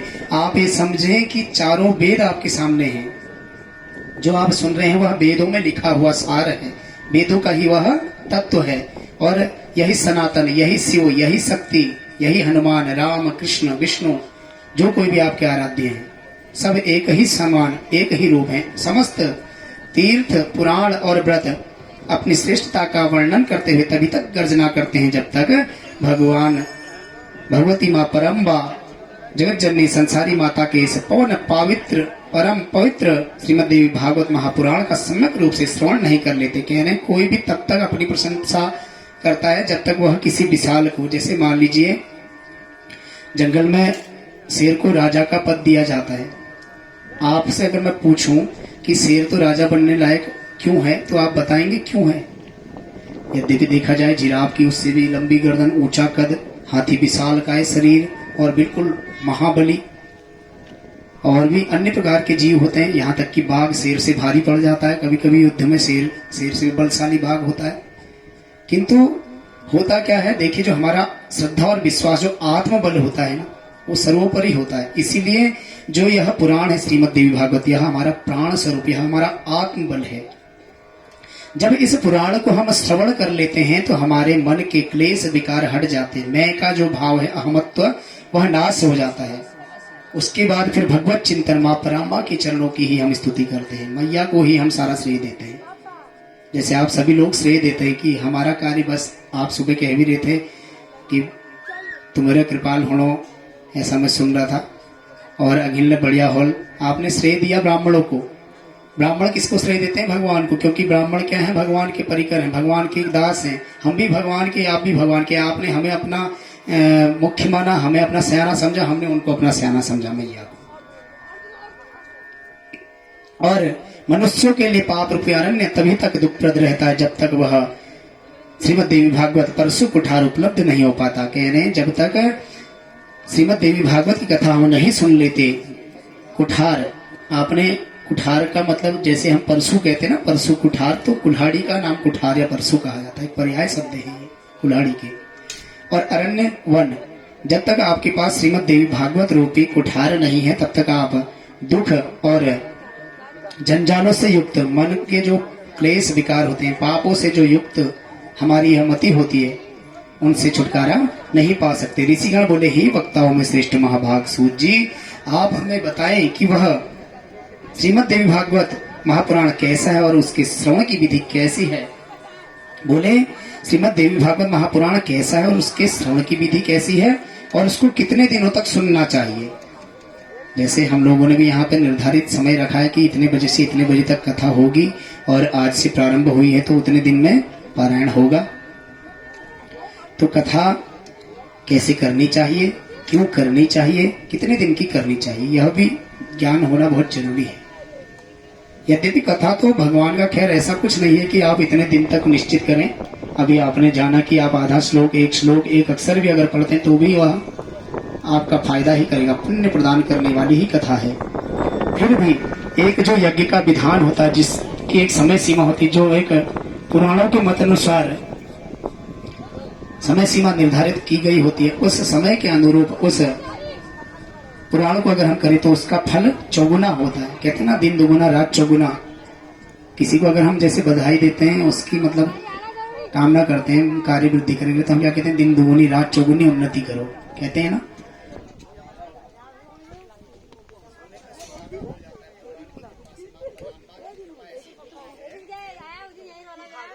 और इस कथा को प्राचीन काल में किन किन मनुष्यों ने सुना और उनकी कौन कौन सी मनोकामनाएं पूर्ण हुई है, सूत जी ही महाभाग यह सब भी आपसे जानना चाहते हैं। और सूत जी बोले, प्राचीन काल में पराशर ऋषि द्वारा, पराशर ऋषि कौन थे, जो व्यास जी के स्वयं वह भी व्यास थे। पराशर जो ऋषि थे बहुत तेजस्वी, आप लोगों ने कथा सुनी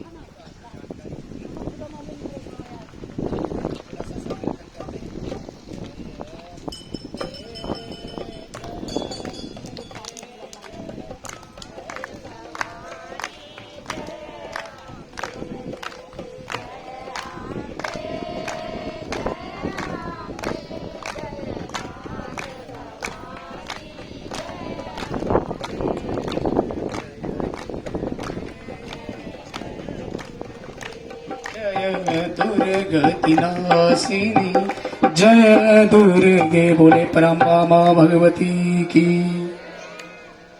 और प्राचीन काल में पराशर ऋषि द्वारा सत्यवती के गर्भ से विष्णु के अंश स्वरूप मुनि व्यास उत्पन्न हुए। पराशर ऋषि से जो पुत्र उत्पन्न है वह भी व्यास जी, जो सूत जी महाराज हैं, जिनको हम कृष्ण द्वैपायन जी भी जानते हैं, वह व्यास जी प्रकट हुए और जिन्होंने वेदों का 4 विभाग करके उन्हें शिष्यों को पढ़ाया। वेद पहले क्या था, एक ही था, उसके 4 विभाग करे व्यास जी महाराज ने। हमारे वहां कहते हैं ना 4 वेद हैं, और कुछ लोगों की ऐसी भ्रांतियां भी हैं कि उसने कहा ऋग्वेद, यजुर्वेद, सामवेद तो यही रह गए, अथर्ववेद अंग्रेज चुरा ले गए अमेरिका। कहाँ ले गए, अमेरिका। अंग्रेज अमेरिका में ही रहते हैं और देशों में नहीं रहते। ऐसा कुछ भी नहीं है। हम लोग अपने धर्म को जानने की कोशिश ही नहीं करते हैं। अल्पज्ञता हम में, अंग्रेजों में नहीं। अंग्रेजों ने तो जो कुछ भी पाया, जो कुछ भी अगर विकास करा, जिस चीज का भी अगर विस्तार वर्णन किया, तो हमारी वहीं से लिया, क्योंकि सनातन संस्कृति के बराबर प्राचीन कोई भी तत्व है ही नहीं, कोई भी चीज है ही नहीं। ब्रह्म कहें तो हमारा हिंदू धर्म सनातन धर्म, वेद कहें तो हमारा सनातन धर्म हिंदू धर्म, भगवान कहें तो हमारा सनातन धर्म हिंदू धर्म। भगवान की श्वास कहा जाता है सनातन धर्म को। वेद जो है भगवान की श्वास है, चारों वेद। तो वेद का विभाजन व्यास जी महाराज ने करा। पतितो ब्राह्मणाधमो वेदाध्ययन अनधिकारियों स्त्रियों दूषित बुद्धि वाले मनुष्यों को धर्म का ज्ञान कैसे हो, मन में ऐसा विचार करके। जैसे हम लोग हैं ना अल्पज्ञ, बिल्कुल पतित, हम क्या हैं, संशय करने वाले हैं। गुरु की वाणी, माता पिता के अगर कोई सदवचन है उनको ना सुन के, अगर मान लीजिए हमसे माता पिता थोड़ा कटु वचन में कुछ कह रहे हैं जो हमारे लिए हितकर है, उसको ना मान के दूसरे का, जो कहते हैं ना घी चुपड़ी लगोड़ो, उसकी बातों को हम सुनते हैं। क्योंकि वो क्या चाहता है, अभी ये बिगड़े, कल के दिन अपने भी बल्ले बल्ले, क्योंकि ये बिगड़ेगा, इसके पास तो व्यवस्था है जो मेरे लिए बिल्कुल सुगम हो जाएगी, धन आदि इसके पास पर्याप्त मात्रा में, इसको बिगाड़ो। संग भी ऐसा करना चाहिए जो सत्संग हो। अगर हम दुष्ट की संगति करेंगे तो हम अवश्य में पातक ही बन जाएंगे और परम धाम को न प्राप्त करके नारकी हो जाएंगे, नरक को हमारा जाना निश्चित हो जाएगा। और उन भगवान व्यास मुनि ने 18 पुराण एवं महाभारत का प्रणयन करके, महाभारत को भी रचने वाले वेद व्यास जी महाराज हैं, और सर्वप्रथम मुझे ही पढ़ाया उन पुराणों में श्रीमद देवी भागवत महापुराण भोग एवं मोक्ष देने वाला। कह रहे श्रीमद देवी भागवत महापुराण जो है वो भोग तो कराता ही है, साथ में मोक्ष भी, पराम्बा माँ भगवती के परम धाम को भी प्राप्त कराने वाला है। पूर्व काल में एक जन्मेजय राजा थे, जन्मेजय जी की कथा आती है आगे। वैसे महात्म्य में तो काफी कथाएं हैं, शमंतक मणि की भी इसमें कथा आती है, भगवान कृष्ण की द्वापर युग की कथाएं उतनी तो नहीं हो पाती क्योंकि समय भी थोड़ा कम हो जाती है शुरू के दिन। और कल से जो हमारा कथाओं का रूप है वह आपको पूर्ण कथाएं सुनाएंगे, आज भी सुनाएंगे पूर्ण, किंतु हमें थोड़ा सा वह संक्षिप्त करनी पड़ेगी, गागर में सागर भरना जिसको हम कहते हैं। और जन्मेजय के पिता राजा परीक्षित तक्षक नाग के द्वारा जिनको काट लिया गया। आपने सुना होगा कि परीक्षित की 7 दिन में मृत्यु हो जाएगी, ऐसी कथा श्रीमद् भागवत नाम ने सुनी होगी। इसीलिए श्रीमद् भागवत को हमारे यहाँ सप्ताह ज्ञान कहा जाता है, या सत्ता भी कई लोग कह देते हैं। वो सप्ताह ज्ञान नहीं कह के सत्ता भी कहते हैं उनको, कि होनो सत्तू होनो। कितने लोग पहले से सत्तू खाते थे, अब एक दिन किसी ने कहा कि क्यों होनो सत्तू होनो, और बच्चा था वो समझा नहीं कि सत्तू क्या है, उसने सोचा कि सत्तू ओणो, उन्होंने कहा सत्तू होनो, फर्क हो जाता है। तो इसीलिए जो हमारे पुराण हैं उनका हमें सम्मान करते हैं, हमें शब्द भी ऐसे प्रयोग करने चाहिए जिनसे एक सत्प्रेरणा मिले। हालांकि कोई गलत उस बालक ने नहीं समझा, किंतु उसकी जो बुद्धि थी उतनी ही विकसित थी और उसका समझने का तरीका उतना ही था। अगर उसको बताते कि वहां भागवत कथा हो रही है, भगवान कृष्ण की कथा हो रही है, श्रीमद् भागवत उसको कहते हैं, तो उसका थोड़ा ज्ञान वृद्धि हो जाती। और अतः पिता की संशुद्धि सुगति के लिए राजा ने तीनों लोक की जननी देवी भगवती का विधिवत पूजन अर्चन करके 9 दिनों तक, इस कथा को हम कितने दिन तक कर रहे हैं, 9 दिनों तक। और उन्होंने भी, जन्मेजय महाराज ने भी 9 दिनों तक इस कथा को करवाया और व्यास जी के मुखारविंद से श्रीमद् देवी भागवत महापुराण का श्रवण किया। इस नवाह यज्ञ के संपूर्ण हो जाने पर राजा परीक्षित ने उसी समय दिव्य रूप धारण करके देवी का सालोक्य प्राप्त किया। जन्मेजय ने, देखिए हमारे वहाँ श्राद्ध कर्म या कोई भी कृत्य अगर हम करते हैं पितरों के निमित्त, या हम घरों में कथाएं कराते हैं, वह कब सार्थक होती है, जब हम मन से, वाणी से, कर्म से, तीनों प्रकार से एक ही कर्म के लिए जुड़े। ऐसा ना हो कि हम मन से कुछ और हैं, वाणी से, मुख से हम कुछ और बोल रहे हैं और कर्म हमारा कुछ और हो रहा है। क्या होना चाहिए, मन भी भगवान के चरणों में, वाणी भी भगवान का गुणगान करे, और कर्म जो है भगवान के भक्तों की सेवा, भगवान के मंदिर में साफ सफाई।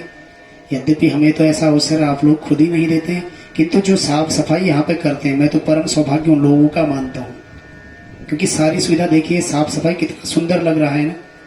और आप लोग भी कहते हो रहे सलामत हाथ सदा वो जिसने तुझे सजाया। अब जो भगवान का मंदिर सजाता होगा, भगवान को जो सजाता होगा, उसके लिए तो कितने लोग वैसे ही कामना कर रहे होते हैं कि तुम्हारे हाथ सलामत रहे, तुम सलामत रहो ना।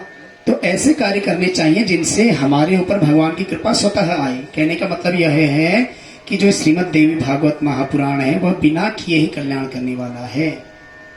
अगर इसको कोई बैठ के सुन ले तो भी आनंद, खड़े सुन ले तो भी आनंद, तो भी कल्याण। रोता सुन ले तो हंसी आ जाएगी, हंसता सुन ले तो हंसेगा और हंसेगा।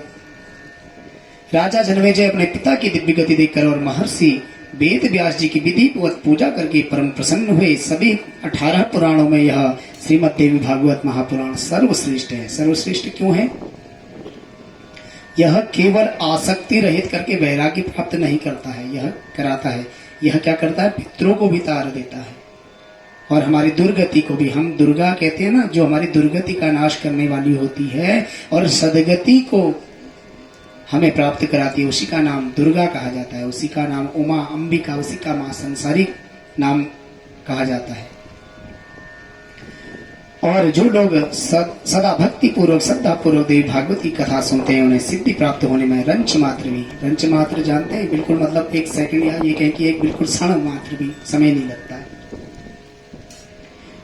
दिन का जिसको हम कह सकते हैं, पूरे दिन तथा दिन के आधे समय, चौथाई समय, मुहूर्त भर अथवा एक क्षण भी जो लोग भक्ति पूर्वक इसका श्रवण करते हैं, वह समस्त प्रकार की सुख संपत्ति, यहाँ तक कि यह भागवत महापुराण श्रीमद् देवी भागवत जो है संतति, धन, पुत्र और नाना प्रकार के जो कोई भी सुख संसाधन है उन सबको देने में सामर्थ्यवान है।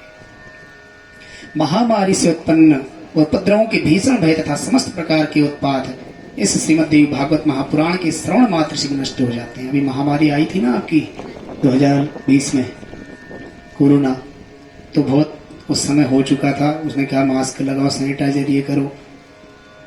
ऐसा नहीं हुआ कि ब्राह्मण लोगों को इसकी क्षति नहीं हुई, किंतु आपने देखा होगा अधिकांश ब्राह्मणों ने सारे कृत्य करे। जहां परिवारी जनों को उस डेड बॉडी को छूने की स्वीकृति नहीं मिल रही थी, वहां ब्राह्मण जाके कर्म करा रही थी। क्योंकि अगर चितादाह कराना है, अगर पितरों का अगर तरण तारण कराना है तो ब्राह्मण आएगा ना। अगर किसी का बच्चा हो रहा है तो ब्राह्मण आएगा, नामकरण तभी होगा। यद्यपि ऑनलाइन भी उस समय कार्य किए, किंतु ऑफलाइन हम लोगों ने स्वयं भी करे, ऐसा नहीं है। फिर भी आपने देखा होगा ब्राह्मणों को लेस मात्र भी, कुछ ब्राह्मणों को व्यापा, नहीं तो अधिकांश जो ब्राह्मण वर्ग थे, यद्यपि हमारे उत्तराखंड में तो बहुत कम व्यापा, क्योंकि इधर के लोग जो है ज्यादा धार्मिक हैं और भगवान की देवभूमि होने की वजह से अति कृपा इन लोगों के ऊपर है, हम सब के ऊपर है। किंतु ब्राह्मणों के ऊपर बहुत कम इसका दुष्परिणाम आया। क्यों? क्योंकि ब्राह्मण क्या करते हैं, नित्य नैमित्तिक अगर पूजन पाठ अपना कुछ भी नित्य कर्म करते हैं तो उसमें अपना देवी का भी रोगान शेषानपहंसि तुष्टा दुष्टा तो कामान सकलान भिष्टान या शरणागत दीनार्थ परित्राण परायणे। हे मैया, हम तो आर्त भाव से शरणागत आए हैं आपके, हम दास है मैया, सारे रोगों का, शोकों का, संतापों का हरण करने वाली हो। तो ब्राह्मणों की विनती से क्या होता है, ब्राह्मण क्या है, डाकिया है आपके बीच का। आप यजमान हैं, आपने हमें बुलाया या आपने जो कुल पुरोहित जी हैं उनको बुलाया। आप क्या कहते हैं, पंडित जी संकल्पम यो लगे दिया, या आप कहते हैं पंडित जी इस कामना के लिए हमने कहा था और आपने उस दिन पाठ करा था, ये कामना हमारी पूरी हो गई, अब हम खुशी में पाठ करा रहे हैं। तो ब्राह्मणों की जो पूजा होती है, क्योंकि ब्राह्मण क्या है, मंत्रों का पठन पाठन करने में कुशल होते हैं, इसीलिए कुशल ब्राह्मणों को घर में बुलाना चाहिए। यद्यपि सारे ब्राह्मणों को नहीं। ब्राह्मण कहने का मतलब यह नहीं है कि किसी ब्राह्मण के घर में जन्म लेने से। ब्राह्मण उससे कहा जाता है ब्रह्मम जानाति यो सह ब्राह्मण, जो ब्रह्म को जानता है, जो वेद पाठी होता है, जो पुराण तथा शास्त्रों का निंदा न करते हुए उनका सदाचार, उनका अनुसरण करता हो, उनके अनुसार चलता हो, उसको ब्राह्मण कहा जाता है। और जो व्यक्ति भक्ति भाव से देवी के इस भागवत महापुराण का श्रवण करता है अथवा इसको अपने घर में करता है, कराता है, पूजा करता है, तो उसके सभी प्रकार के दुख दारिद्र्य नष्ट हो जाते हैं। और ऋषि बोले वसुदेवो महाभागः कथम पुत्रं वाप्तवान् प्रसेनः कुत्र कृष्णेन भ्रमतान्वेषितः कथम् विधिना केन कस्माच्च देवी भागवतं श्रुतं वसुदेवेन सुमते वद सूत कथामिमा। ऋषिगण बोले महाभाग वसुदेव जी ने। वसुदेव जी बोले तो कौन? भगवान कृष्ण के जो पिताजी, हम कहते हैं ना वसुदेव सुतम, देवकी सुत गोविंद वासुदेव जगतपति कहते हैं। वसुदेव जब उनके पिता थे इसीलिए उनको वासुदेव कहा गया, भगवान कृष्ण को। और वसुदेव जी महाराज ने अपने पुत्र को किस प्रकार प्राप्त किया और वन में भ्रमण करते हुए श्री कृष्ण ने प्रसेन को कैसे खोजा। देखिए होता क्या है, हम लोग सोचते हैं कि हमने तो अच्छा कार्य किया। कभी कभी समय का ऐसा भी चक्र घूमता है कि सत्कर्म करते हुए या सत्कर्मों में आदमी फंस जाता है। व्यक्ति को क्या होता है, कभी कभी कितने ही अच्छे कर्म कर रहा हो, दान यज्ञ कर रहा हो, फिर भी बदनामी हो जाती है। भगवान की हो गई, माता सीता के ऊपर दोषारोपण कर दिया, भगवान कृष्ण के ऊपर भी दोषारोपण हुआ यहाँ कथा में। और क्यों हुआ, समंतक मणि की कहानी अब आप सुनेंगे हम आप। ऋषिगण बोले भगवान कृष्ण ने प्रसेन को कैसे खोजा। हे सुमते, हे सूत जी, किस विधि से और किससे वसुदेव जी ने श्रीमद् देवी भागवत पुराण का श्रवण किया, आप हम लोगों को यह कथा बताएं। सूत जी बोले भोजवंशी सत्राजित द्वारकापुरी में। बोले द्वारकापुरी में क्या थे, भोजवंश। भोजवंश से एक राजाओं का वंश चला, जैसे हमारे यहाँ हम कहते थे चंद्रवंशी राजा थे या सूर्यवंशी थे, तो भोजवंश से एक वंश चला, उसमें एक राजा हुई सत्राजित। और द्वारकापुरी में आनंद पूर्वक निवास करते थे और सूर्य की आराधना में तत्पर रहते थे। सूर्य भगवान के क्या थे, वो परम भक्त थे और सूर्य भगवान की आराधना करी तो सूर्य भगवान उनसे प्रसन्न हुए। सूर्य भगवान प्रसन्न हुए और बोले, राजा सत्राजित, हम आपसे प्रसन्न हैं, कुछ ऐसा वरदान मांगो जो आप मांगना चाहो, हम आपको अवश्य देंगे। और सत्राजित राजा थे बहुत चतुर, बोले अगर मैं इनसे अमरता का वरदान मांगता हूँ वो तो मिलने से रहा और तो मुझे उल्टा फांस के कुछ ना कुछ गड़बड़ करा के मरवा देंगे। तो बोले भगवान ऐसा कीजिए, मुझे कुछ नहीं चाहिए। यद्यपि भक्त थे लेकिन चतुर भक्त थे, कुशल भक्त थे, दिखलावटी भक्त नहीं थे। इसीलिए भगवान की कृपा से सदमती थी, जो सुमति सुंदरमती थी।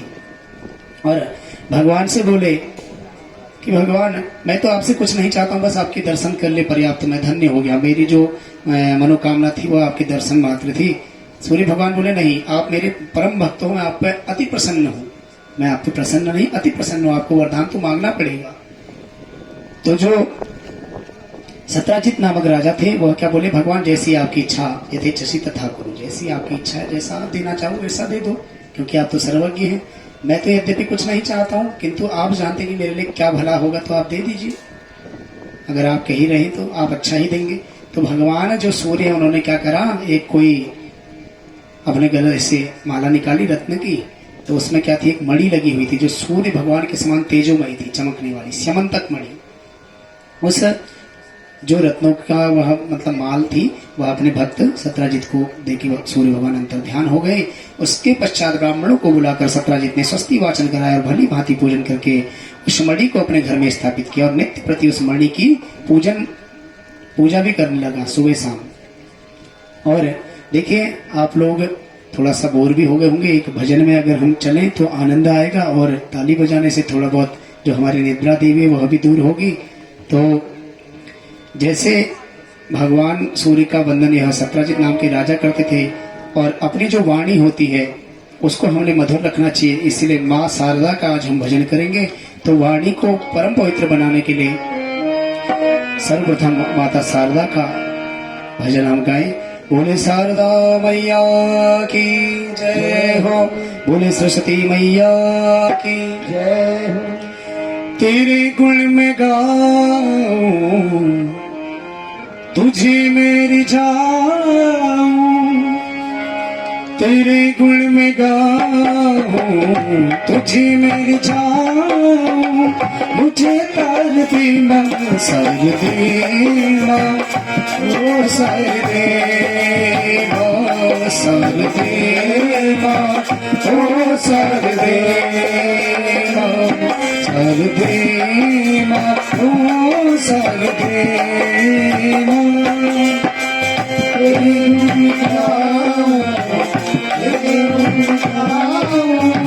मुझे तार देना सर देना सर देना, सर देना ओ सर देना।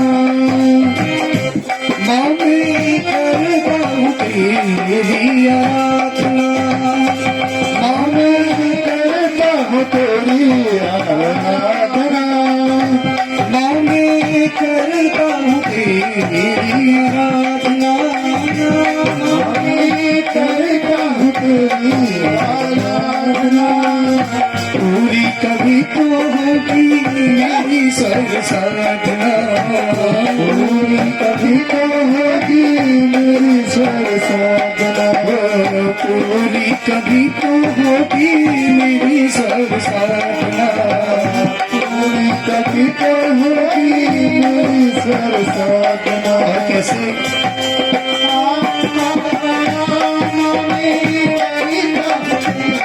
जैसे सत्राजित की हुई, बिना मांगे सब कुछ प्राप्त होता है।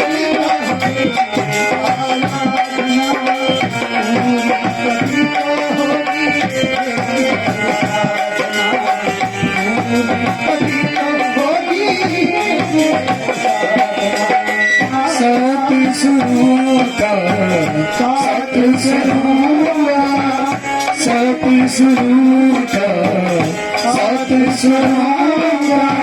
मधुर शर्मा मर गई सर देवा ओ सर देवा, सर देवा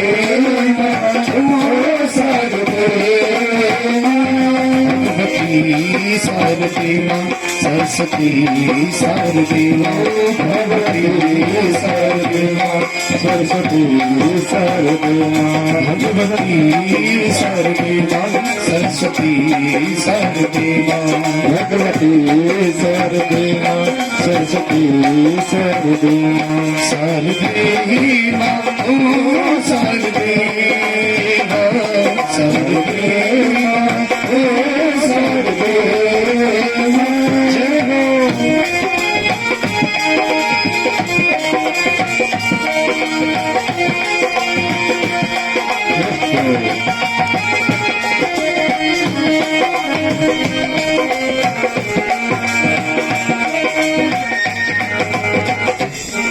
और क्या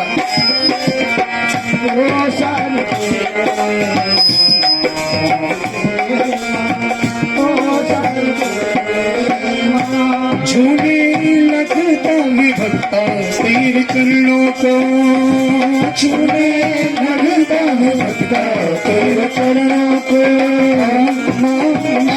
झूमे लगता है भक्ता तेरे चरणों को झूमे लगता है भक्ता तेरे चरणों को छेड़े तो जब जब अपनी वीणा की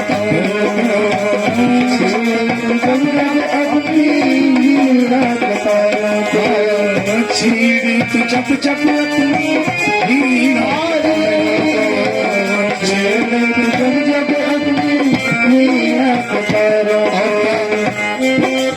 कंठ मेरे कंठ मेरे कंठ मेरे कंठ मेरे मधुर शर्मा भर दे शारदे ओ शारदे मां शारदे मां ओ शारदे मां भगवती शारदे मां सरस्वती शारदे मां भगवती शारदे मां सरस्वती शारदे मां भगवती शारदे मां सरस्वती शारदे मां सरस्वती शारदे मां सरस्वती शारदे मां शारदे मां ओ शारदे मां शारदे मां ओ शारदे मां तेरे गुण में गाऊं तुझे मेरी जाऊं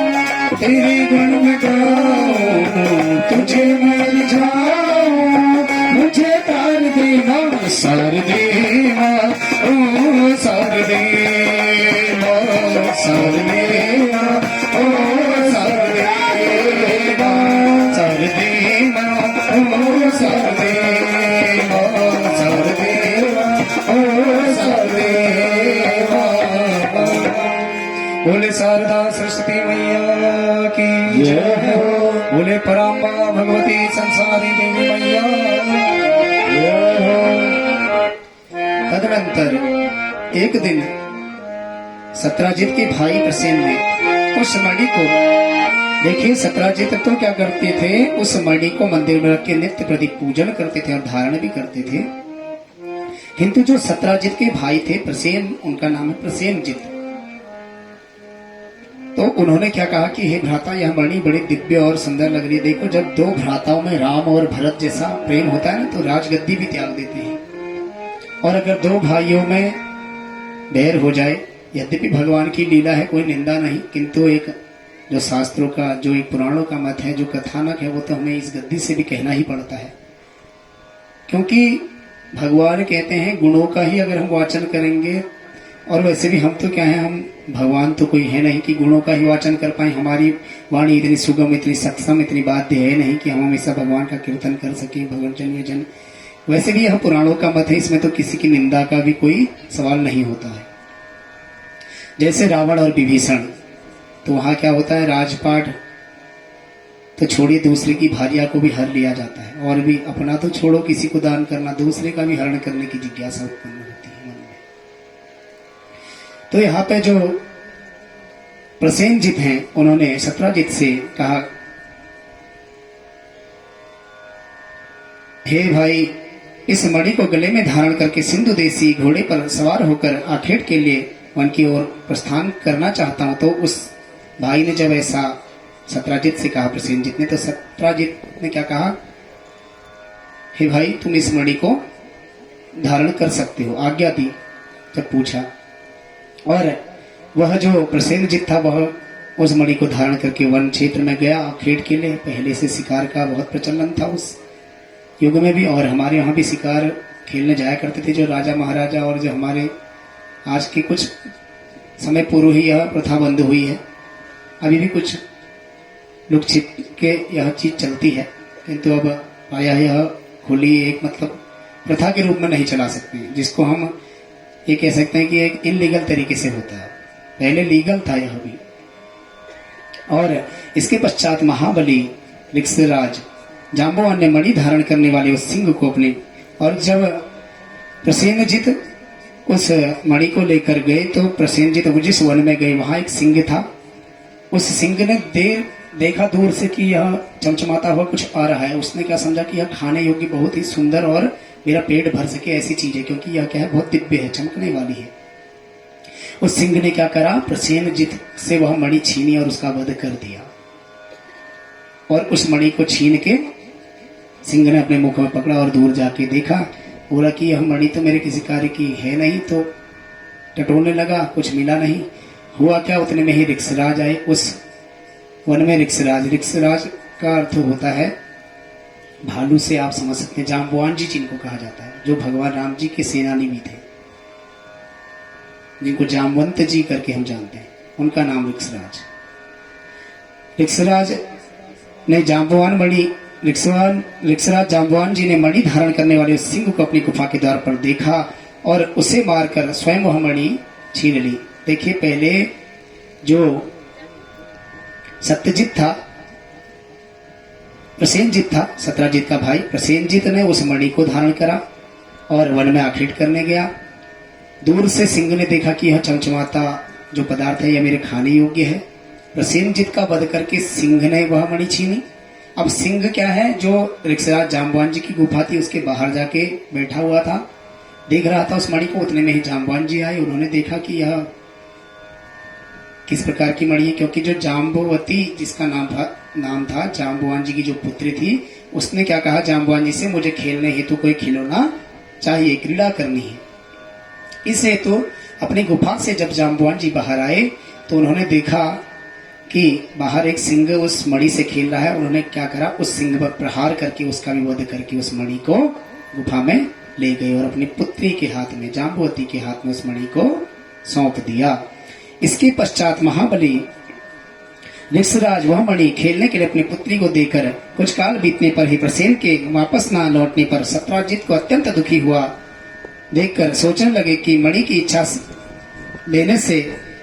मणि को लेने की इच्छा से किसने प्रसेन को मार डाला। देखिए, एक बार की बात याद आई सत्राजित को, द्वारकापुरी में भगवान कृष्ण जी ने जब वह मणि मिली थी, यद्यपि यह कथा हम पहले भी आपको बता सकता था मैं, किंतु इस कथा का जो प्रारूप है, जो पहले का जो कथानक है, वो यहाँ पे प्रकट किया जाता है। हुआ क्या, जब प्रसेनजित वापस नहीं लौटे राज्य में, तो भगवान कृष्ण ने एक बार वह मणि सत्राजित से मांगी थी कि सत्राजित यह मणि मुझे दे दो, क्योंकि एक बार भरी सभा में सत्राजित आए थे तो समस्त राजाओं ने उन्हें देखा था। कहा कि हे सत्राजित, आप तो बड़े दिव्य पुरुष लग रहे हो, इस मणि को धारण करके यह मणि आपको कहां से प्राप्त हुई। तो भगवान कृष्ण जी के मांगने पर सत्राजित ने मना करा था, नहीं प्रभु, यह मणि मैं आपको नहीं दे सकता हूं। हालांकि अनादर करके नहीं कहा, क्योंकि सत्राजित जो थे धर्मपरायण थे। उन्होंने कहा, प्रभु आप ही का सब कुछ है, मैं भी आपका हूं, फिर भी यह मेरे आराध्य के द्वारा दिया गया मुझे एक वरदान स्वरूप, जिसको हमारे यहाँ तोहफा, हमारे यहाँ गिफ्ट कह देते हैं, एक आशीर्वाद है, इसलिए मैं इसको आपको नहीं दे सकता। अब जब प्रसेनजित बहुत समय तक वापस नहीं लौटे तो सत्राजित को लगा कि भगवान कृष्ण ने मेरे से मणि की मांग करी थी, कहीं कृष्ण भगवान ने तो मेरे भाई प्रसेनजित का वध नहीं कर दिया।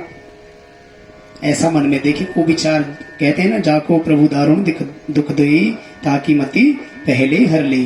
जिसको प्रभु ने दारुण दुख देना होता है, जिसका प्रभु अगर कल्याण नहीं कराना चाहते हैं तो उसकी मति पहले हर लेते हैं।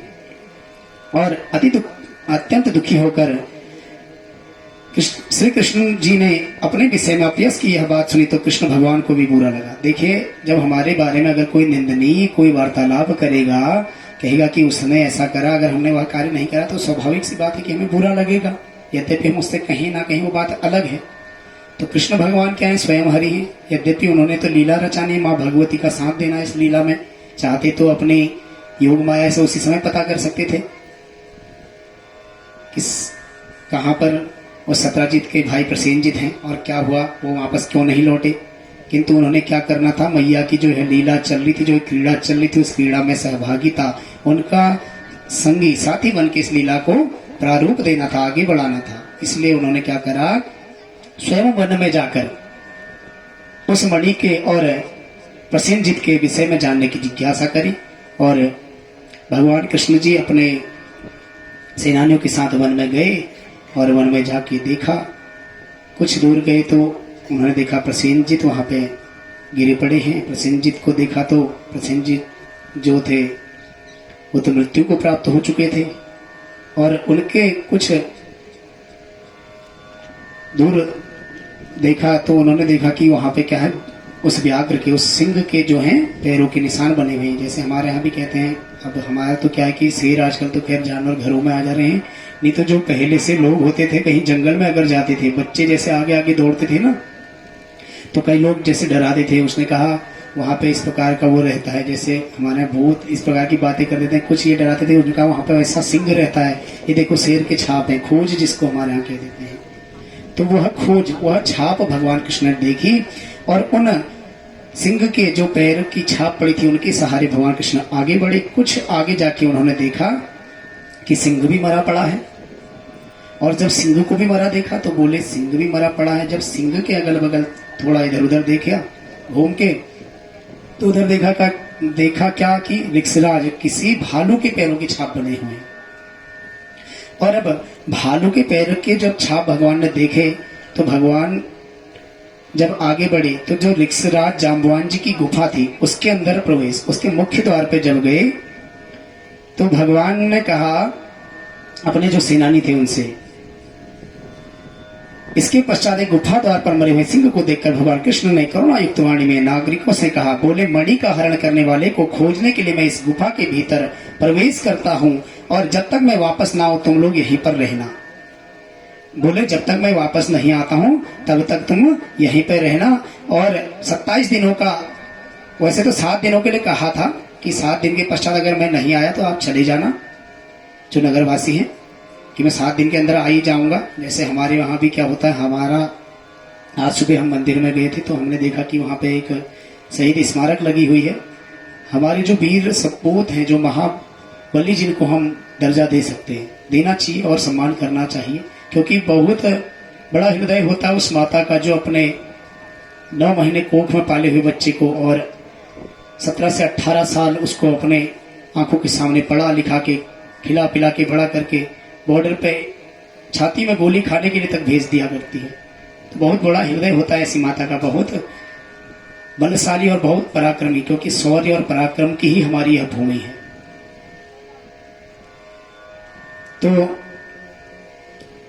ऐसे ही भगवान कृष्ण ने भी कहा अगर मैं नहीं आऊं तो आप लोग चले जाना। और जब भगवान कृष्ण गुफा के अंदर गए तो 27 दिनों तक जाम्बवान और भगवान कृष्ण का घोर महायुद्ध उस गुफा के अंदर हुआ। और इस प्रकार उन दोनों के बीच जब घनघोर युद्ध हुआ तो द्वारकावासी गुफा के द्वार पर 12 दिनों तक, और भी वह कुछ दिन और रुके, 12 दिनों का भी यहाँ पर वर्णन है।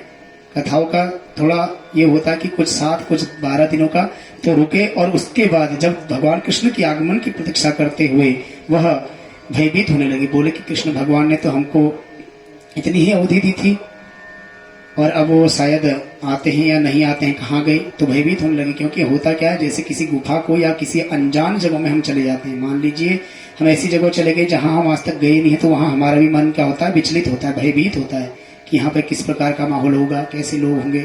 तो जो नगरवासी वह क्या होने लगे, भयभीत होने लगे और सब भयभीत होकर अपने अपने घर को चले गए। और वहां पहुंचकर उन्होंने लोगों से सारा वृत्तांत कहा। द्वारकापुरी के सभी नागरिक यह सुनकर सत्राजित की भर्त्सना करते हुए अत्यंत शोक विह्वल हो गए महाभाग वासुदेव जी ने अपने पुत्र का वह समाचार सुन के परिवार सहित महान शोक से मूर्छित हो गए। जब भगवान का ऐसा कथा वृत्तांत सुना कि जो भगवान कृष्ण हैं, वसुदेव हैं, आपके पुत्र हैं, वासुदेव हैं, भगवान वसुदेव के पुत्र, तो वो क्या है गुफा के अंदर गए हैं और वह इतने दिन तक वापस नहीं लौटे, तो सब लोग बेहोश हो गए और भगवान वसुदेव और जो देवकी वह भी क्या हो गए, बेहोश होकर मूर्छित हो गए। और उसी समय ब्रह्मलोक से देवर्षि नारद वहां आ गए और वसुदेव जी ने उठकर उन्हें प्रणाम करके विधिवत उनकी पूजा की। देवर्षि नारद महामती यदुश्रेष्ठ वसुदेव से कुशल सेन पूछकर उनसे बोले, आप क्यों चिंतित हैं, यह मुझे बताइए। क्योंकि नारद जी क्या हैं, स्वयं भगवान नारायण श्री हरि कृष्ण जो अवतार लेके आए हैं, उनके क्या है भक्त है, परम सेवक है। और जहाँ भगवान को विपदा आती है वहाँ भगवान को आना पड़ता है, वहाँ भक्त को आना पड़ता है, और जहाँ भक्त को विपदा आती है वहाँ भगवान को स्वयं आना पड़ता है। जैसे क्या हुआ, राम जी के ऊपर संकट आए तो हनुमान जी आए ना अवतार लेके, आए या नहीं आए। वैसे भोले बाबा के ऊपर भी संकट आया ना, तो भगवान विष्णु क्या बन के गए, नहीं बन के गए कुछ। भस्मासुर को कैसे भस्म करवाया, मोहनी रूप बनाया नहीं बनाया। तो ये दोनों जो है एक दूसरे के आराध्य भी हैं, एक दूसरे के भक्त भी हैं, एक दूसरे के उपासक भी हैं। और राम जी हनुमान जी में कोई भेद नहीं है, शिव जी में हनुमान जी में राम जी में कोई भी भेद नहीं है, किसी भी देवता में कोई भेद नहीं है। बस ये है कि हमारा मानना कि हम इनको मानते, हमारे आराध्य ये हैं, हमें ये अच्छे लगते हैं, अपनी एक पसंद है।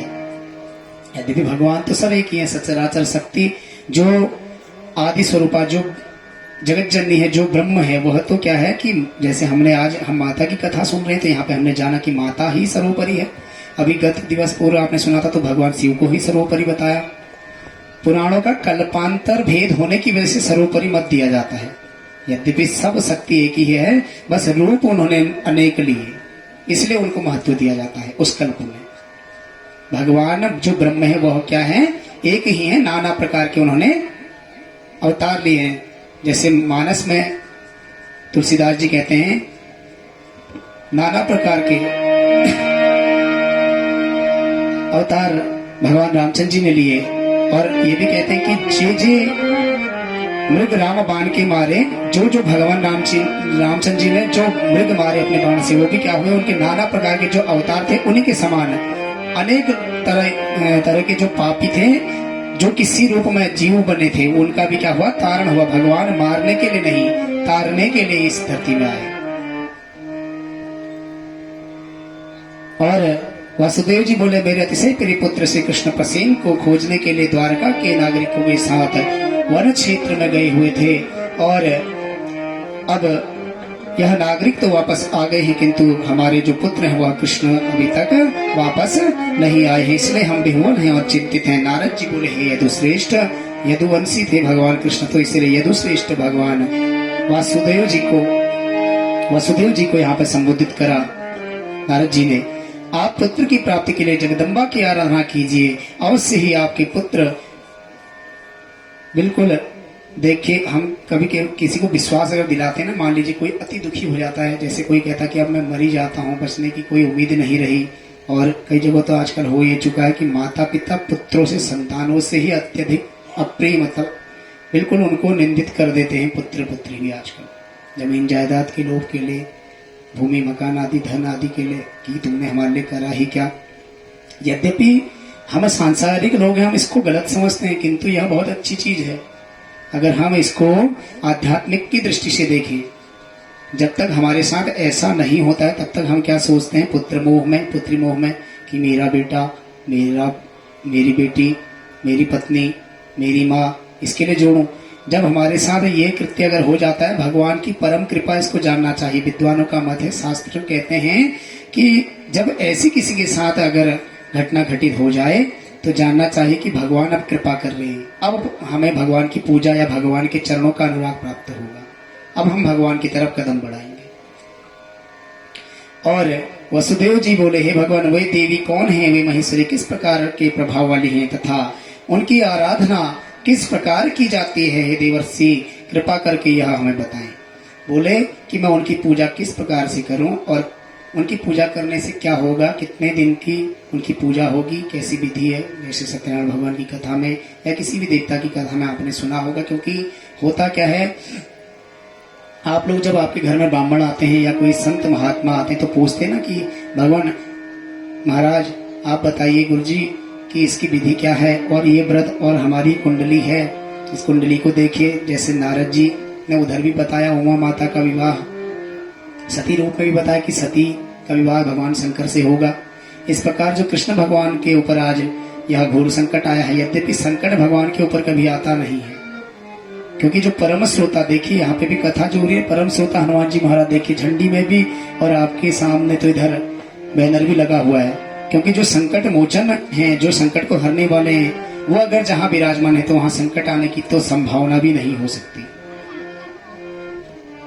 और वसुदेव जी बोले यह सारा वृत्तांत मुझे बताइए ही महाभाग वासुदेव जी, जिन देवी का अतुलित महात्म्य विस्तार पूर्वक वर्णन करने में कौन समर्थ है। कह रहे हैं कि संसारी माता का जो वृत्तांत है वह तो कोई भी अपने इस मन तथा वाणी से पार नहीं पा सकता। अगर करोड़ों शेष शारदा भी निरंतर बखान करे तो भी उनका पार नहीं पा सकते हैं। और जो भगवती शाश्वत सच्चिदानंद स्वरूपा परात्पर परा और जो इस जगत की जननी है, उनकी जो विधि है पूजा की, वह संक्षेप में मैं आपको बताता हूँ। पूर्व काल में पापी कंस ने, बोले जो पूर्व काल में पापी कंस की, देखिए जब कृष्ण भगवान का जन्म हुआ था, कंस ने क्या करा था, जो वसुदेव और देवकी के पुत्र थे उनका वध करते रहा निरंतर। और जो पराम्बा जगदम्बा भगवती है, उन्होंने वसुदेव जी को और देवकी माता को कारागार में ही दर्शन दिया था कि जो यह कृष्ण है, ये क्या है, मेरे आराध्य, मेरे स्वामी हैं, और मैं इनकी आराध्या हूं, मैं इनकी आद्य शक्ति हूं। मैं भी जन्म लूंगी और आपके घर में यह जन्म लेंगे, और उधर रोहिणी के गर्भ में इनके ही अंश स्वरूप बलराम भगवान वह भी जन्म लेंगे। और हुआ क्या, भार्या सहित मुझको बंदी बना लिया। जब अपनी बात बता रहे हैं वसुदेव जी, कह रहे हैं कि भार्या सहित मुझे भी उस कंस ने बंदी बना लिया था। तत्पश्चात मैंने गर्ग मुनि को बुलाकर उनका अभिवादन तथा पूजन करके पुत्र प्राप्ति की कामना से और देवकी का दुख बताकर कहा, हे भगवान, हे दया सिंधु, आप यदुकुल के गुरु हैं, तब मुझे आयुष्मान पुत्र की प्राप्ति का कोई उपाय बताइए। इसके अंतर दया निधान गर्ग जी, जो कुल गुरु हैं, भगवान कृष्ण जी के कुल गुरु कौन है, गर्ग मुनि, और भगवान कृष्ण जी के जो विद्या गुरु हैं, जिनसे उन्होंने पढ़ा, वो कौन है, सांदीपनी जी के आश्रम में पढ़ा। गर्ग बोले, हे महाभाग वसुदेव, अब आप उस सर्वश्रेष्ठ साधन को सुनिए जो भगवती दुर्गा अपने भक्तों की दुर्गति का विनाश कर देती है और सदगति का प्रकाश देती है। वह कल्याणकारिणी देवी की आराधना कीजिए। बोले जो संसारी माता है, जो दुर्गति को नाश करके सदगति को प्रदान करने वाली है, उन संसारी माता की आप आराधना कीजिए। और गर्ग मुनि के ऐसे कहने पर मैं प्रसन्न होकर मैंने भगवती पराम्बा माँ जगत जननी संसारी का पूजन किया। और करुणा सागर, हे गुरु, यदि आप मुझ पर स्नेह रखते हैं तो मेरे कल्याण के निमित्त आप ही उन भगवती चंडिका की आराधना कर दें। मैंने अभी आपको बताया था ना कि हम क्या हैं, आपके डाकिया जैसे डाक पहुंचाता है, तो ब्राह्मण और जो कोई सन्यासी संत महात्मा हमारे घर में आते हैं, वो एक डाकिया का काम करते हैं, पोस्ट मास्टर या पोस्टमैन आप समझ लो। तो ऐसे ही गर्ग मुनि से भी प्रार्थना करी भगवान वासुदेव जी के पिता वसुदेव जी ने। वासुदेव बोले तो कृष्ण भगवान, वसुदेव जी उनके पिता, देवकी जी के पति।